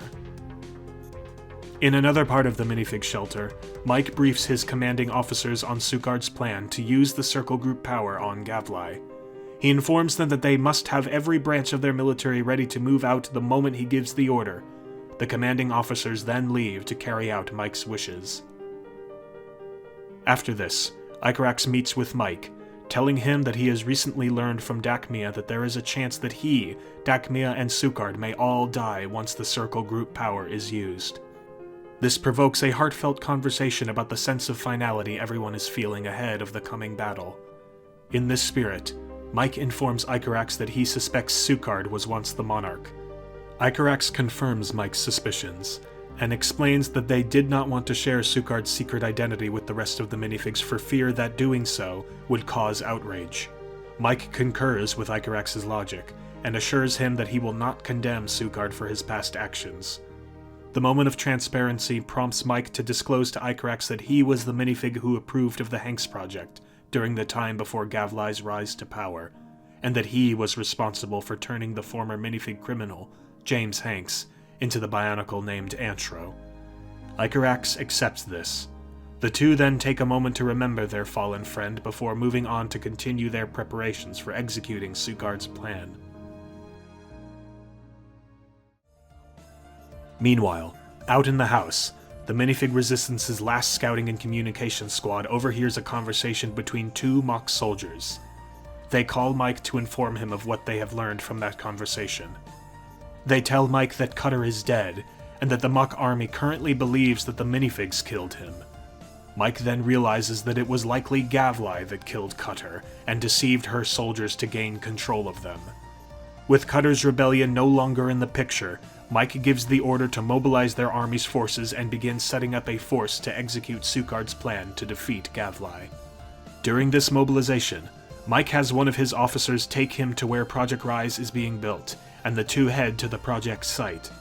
Against orders not to, Mike climbs inside the Project Rise prototype mecha suit, and pilots it out of its construction site to meet with the rest of the army. Icarax informs Sukard and Dakmia that Cutter is dead, and that their plan to escort the Circle members to Gavlai's lair is now underway. Sukard, Dakmia, and Sukard's mocks Prepare for battle. Mike instructs the newly appointed Colonel Eugene Baxter to take up leadership of the minifig shelter while he goes with Dacmia, Icarax, Sukard, and the minifig army to the garage. The rest of the minifig army mobilizes and assembles at the exit to the minifig shelter, along with Icarax, Dacmia, Sukard, Mike, and Sukard's Mox. Tholro, having grown fond of the minifigs since arriving, decides to stay behind and help defend the shelter in case of a Bionicle attack. Once gathered, Mike leads his army forces, along with Icarax, Sukard, Dacmia, and Sukard's Mox, out of the minifig shelter to begin their journey to escort the 3 Circle members to the garage. Inside the garage, Gavlai's body begins producing raw arthene, and she vomits up arthene crystals, a telltale sign that she is very close to becoming a true Biocene. She drags her almost immobile body into an area of the garage where she can properly merge with the house after her transformation is complete. With her increasing control over weather around the house, Gavlai also summons even more thick rain clouds into the surrounding skies, and heavy rain begins falling across the land. At the mock construction facility, Cutter's former mock captain effectively acts as the field commander of the mock army in Cutter's absence. There, he outfits a small number of mock soldiers with communication devices that will allow them to report anything they see out in the house back to him. He sends groups of mock soldiers equipped with these devices out into the house to begin looking for the minifig shelter. As Mike leads his force towards the garage, he tells Icarax that he does not want him, Dacmia, or Sukard to do any fighting before entering the garage. Mike explains that he wants to be absolutely sure that the 3 Circle members can be kept safe, and does not want to risk their lives by allowing them to fight. Mike asks Icarax to relay this order to Dacmia and Sukard. Angry that he cannot fight alongside Mike, Icarax goes to Sukard and Dacmia and informs them of Mike's decision. At the same time, the mock captain assembles the mock army. He briefs them on the mission Gavlai has given them to hunt the minifig shelter down. As he does, one of the mock scouts out in the house spots a minifig resistance army with their Bionicle allies, and uses his communication device to contact the mock captain to relay this news. The mock captain directs the mock army to head out and meet the minifig army in battle until they can locate the minifig shelter. Unaware that they have been spotted, the resistance army begins its march towards the garage. Moments after they move out, however, they are suddenly intercepted by the mock army, who blocks their path ahead. Caught by surprise, Mike orders Icarax, Sukard, and Dacmia to stay behind his main army. He readies his Project Rise mech for combat, and instructs Armadillo and Battle Mantis to gear up as well. The 2 armies then charge at one another and clash. The same mock scout who spotted the minifig army wanders far enough into the house that he spots a minifig watchtower with a Bionicle nearby. He then believes he has located the minifig shelter. Tholro is with the minifig guards protecting the shelter's walls at the time of this discovery. From his height, Tholro sees the mock scout and jumps out to strike the scout down. Tholro uses his teleportation power to teleport over to the mock scout and kill him, but not before the mock scout manages to send the location of the shelter to the mock captain. The mock captain receives the location of the minifig shelter, and radios an order to one of his soldiers fighting the minifig army that is equipped with a communication device. He tells his army to pull away from the battle with the minifig army and turn immediately to siege the minifig shelter. The mock soldier then orders the entire mock army fighting the minifigs to turn around and retreat. After they retreat, the minifig army is confused at why they left when they had a chance at defeating them in combat. Tholro returns to the minifig shelter's defensive gates, weakened by the frequent use of his powers, and warning the minifigs at the shelter that he cannot use his powers as readily as he once thought he could. Shortly after this, the mock army arrives on the outskirts of the minifig shelter and begins marching towards it. The shelter's defenses alert all units stationed at the shelter that the mock army has finally discovered where they have been hiding. Colonel Eugene orders all of the shelter's reserve forces to assemble at the gate of the shelter to defend it. The reserve forces head up to defensive positions. Eugene then calls Mike, who is out in the house with the bulk of the minifig army. Eugene informs Mike that the mock army has discovered the minifig shelter and requests that Mike send his forces back to defend the shelter. Mike declines the request, however, saying that they need all the forces they can get to ensure Icarax, Dachmia, and Sukard all make it safely to Gavlai's lair. Hearing the plight of the minifigs, Armadillo and Battle Mantis decide to leave the army and help defend the minifig shelter with the goal of buying the Circle time to reach Gavlai's lair. Sukard demands they stay with him for fear that they will die in the fight, but Armadillo, evoking Dark Assassin and Goldak before them, tells Sukard that once a Mach makes its decision to sacrifice itself for its creator, there is no persuading it otherwise. The two Machs then leave the army to flank Gavlai's Mach army by ambushing it from the rear, and Sukard is forced to accept his Machs will likely perish in the fight. At the minifig shelter, Tholro informs Colonel Eugene that he does not wish to use his powers in combat, as he is feeling weak from their effects. Nevertheless, Tholro commits himself to the defense of the shelter. Moments after, Armadillo and Battle Mantis arrive on the battlefield outside of the minifig shelter and immediately engage several Mach soldiers attacking the shelter's defenses. With the loss of Armadillo and Battle Mantis, along with several casualties from the previous fights, Mike and the minifig army protecting the Circle continue onward to Gavlai's lair. Gavlai, nearing the end of her transformation into a Biocene, latches her immensely mutated body onto a fan in the garage. She then manipulates the fan's electrical cord to connect with an electrical socket on the garage's ceiling. This begins the process of merging her physical body with the house's architecture and functions. Gavlai releases a loud roar that can be heard across the house, and small tremors follow throughout. After this, Mike hurries the pace of their army, rushing Sukard, Dachmia, and Icarax safely to an area near the door to the garage. Mike informs the three of them that once they enter the garage, he and his army cannot help them anymore, but they will still guard their position outside. Mike then informs Sukard that he knows he was once the Monarch, but does not intend on holding it against Sukard at this point. Knowing that Icarax, Sukard, and Dachmia may not return alive from this mission, Mike and the three Circle members exchange farewells. The Circle members then depart from Mike and his army and make their way to the garage. Before they enter, Gavlai, now partially merged with the house itself, is able to see Icarax, Sukard, and Dachmia approaching from inside the garage. She is then able to open the door of the garage from a distance, indicating to the group that she knows they are on their way and is waiting for them. The three then pass through the threshold leading into the garage, and Gavlai then shuts the door behind them, trapping them inside. The three see Arthene crystals on the ground of the garage, leading Icarax to suspect Gavlai has some connection to the Biocene encountered by the minifigs and Bionicles in the New Land long ago. The three travel some ways further until they arrive at the center of the garage. There they lay eyes on Gavlai, radically mutated from the last time they saw her in a proto-Biocene form. Gavlai informs the group that she will soon merge with the house, and when she does, she will be unstoppable. Sukard, Icarax, and Dachmia all refuse to listen to her, subsequently linking hands and preparing themselves to deliver the full might of the Circle group power onto Gavlai.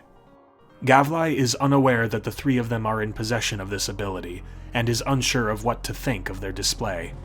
Shortly after, Sukard and Dachmia begin channeling their Circle energies, and then send their energies straight into Icarax's body. As part of his Circle power to withstand all energies of the Circle at once, Icarax then unleashes all of the energy of the entire Circle in a mighty beam of burning energy straight into Gavlai. The air around the four becomes intensely hot, and Gavlai's proto-Biocene body begins cringing and curling in its place. Back at the battle still going on outside the minifig shelter, Tholro, Armadillo, and Battle Mantis begin losing ground against the superior numbers of the Mach army. The three of them are all eventually killed in battle.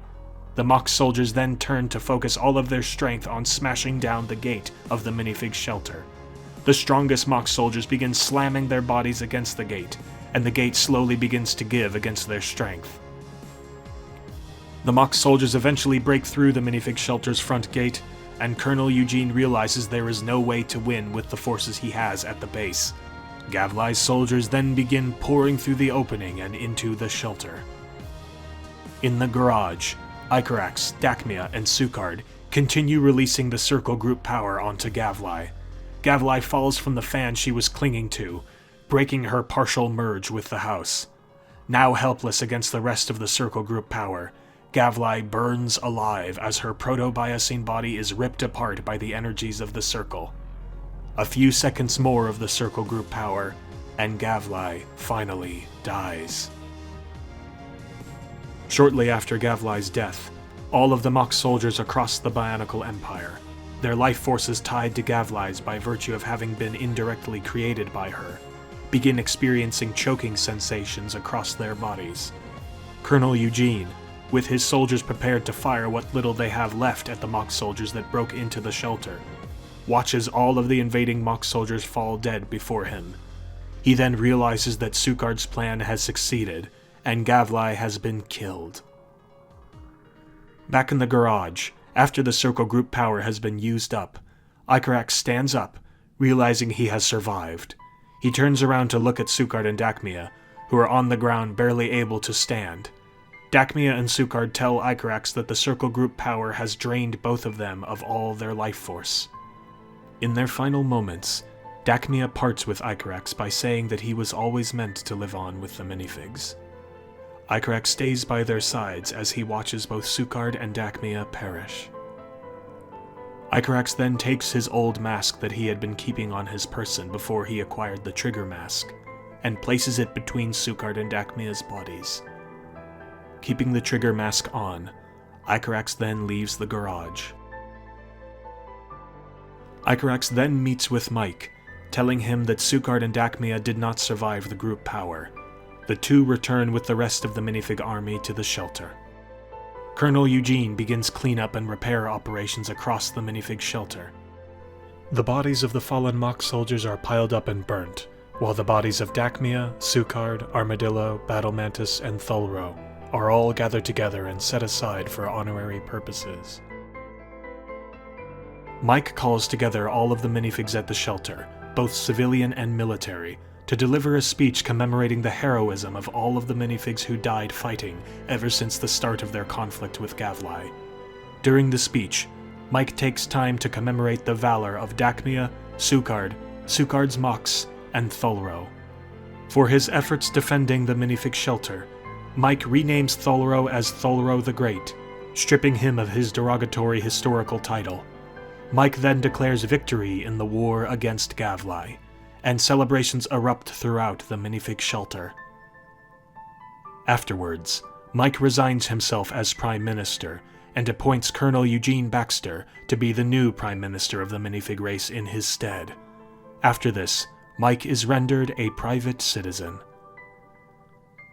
After the celebrations have calmed down, Icarax catches Mike on his own.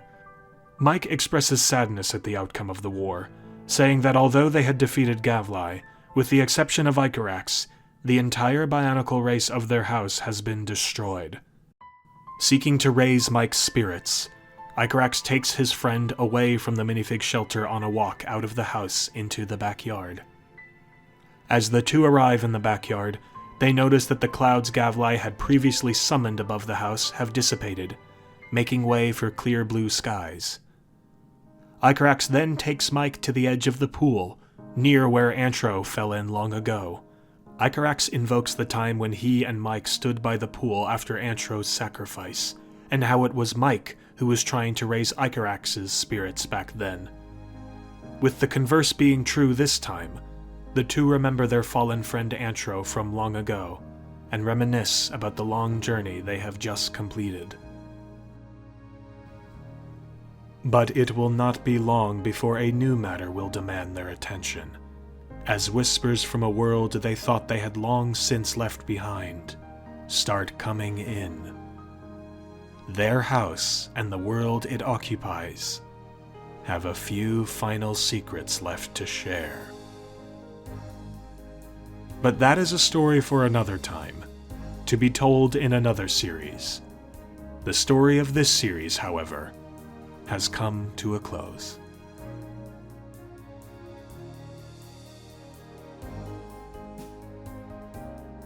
Hey again, everyone. If you're still here after watching all of that What We Cannot See history, thanks for sticking around, or thanks for jumping ahead, whichever it may be. Got some final thoughts in general What We Cannot See / Where We Cannot Go updates in these last few minutes, so stick around if you care to listen. Going back through all the old episodes of What We Cannot See to make this video, I've really been forced to come to terms with how many poor and, frankly, bizarre story choices I made for the series over its lifespan. Season 1 was basically me fiddling around with my camera and some Legos, and I think oddly holds up the best out of any of the seasons on account of its more lighthearted adolescent tone. Season 2, which I think is by far the worst season, was me responding to the positive feedback of Season 1 with a poorly thought out expansion that I didn't really have much a plan for. Pioneers Season 1 has some half-decent ideas, but overall remains very misguided in its execution. The second season of Pioneers does in my mind constitute an improvement, but that's likely a result of it being an entirely written season with a clear plan. And finally, Season 3 of the main story, though it was the first fully planned out season that I actually filmed, was essentially a published first draft. I wrote the script, didn't bother to edit or revise, and filmed the entire season based on that. As a result, though Season 3 has some moments here and there, in some I think it's overlong, pretentious, and kind of annoyingly self-congratulatory upon later rewatches. And through all of What We Cannot See is the main character of Icarax, whom I'm currently somewhat surprised anyone even sympathized with, given all the messed up stuff he does throughout the series. But those are just my own thoughts all these years later on. And if you have enjoyed, or still enjoy, What We Cannot See to this day, then I'm grateful for your interest, and lucky to have you around. What We Cannot See, like Icarax its protagonist, is what it is. Flawed, but nonetheless a part of my life, a part of this channel, and now the foundation for the story of Where We Cannot Go. I'll say the way I feel about Where We Cannot Go is pretty much the opposite of how I feel about What We Cannot See. It's certainly an unexpected direction for the world of What We Cannot See, for this channel, and for my own life, frankly. But it's a direction I'm very happy with, and really looking forward to sharing with you all once it's completed. I've not wanted to showcase any LEGO models or story details relating to Where We Cannot Go, so that you can all go into it as freshly as possible. Furthermore, I can't offer hard dates on when it'll be released. Super Shadow and I want to finish and prepare the entire series before we put up any episodes, so that's added to the production time. I need to reiterate what an incredible creative partner he's been to work with on this, and if you enjoy what I do on this channel, I'd encourage you all to subscribe to him to show your support. He's currently uploading a series of commentaries re-recorded many years ago for the entire series of What We Cannot See. Partly to bring him up to speed on the universe, and partly just to roast myself and What We Cannot See in general. Link to his channel is in this video's description. Regarding the old episodes of What We Cannot See, this whole timeline video actually arose from a fear I had that What We Cannot See's old episodes were no longer safe on YouTube. As mentioned at the start, most to all of What We Cannot See's old episodes contained copyrighted music in them. Remember, they were uploaded at a time before Google acquired YouTube, and before the FTC's COPPA regime came into place. Therefore, I think they're in slightly more jeopardy now than at any time in the past. So, in addition to preserving the story in this video, I've also set up a master folder on the file-sharing website Mega that contains every single episode of What We Cannot See, organized into seasons, for you all to watch or archive. It also contains some miscellaneous notes and materials as well for those interested. Link to that Mega folder is in the video description. On the subject of archiving one's old content, I also want to address a comment I made in my update video released on March 17th, 2019. In that, I had said, in response to a video I had taken down, that I thought it was a dishonest thing for people to upload things online, then try to take them down later in life. Aside from outing me as a total hypocrite, given that I've taken down tons of videos and content of mine from the internet over the years, I think it was just a thoughtless thing for me to say. People have a right to decide what online content of theirs is public or not, and it was wrong for me to cast such judgment on that. So, I want to apologize for that remark I made.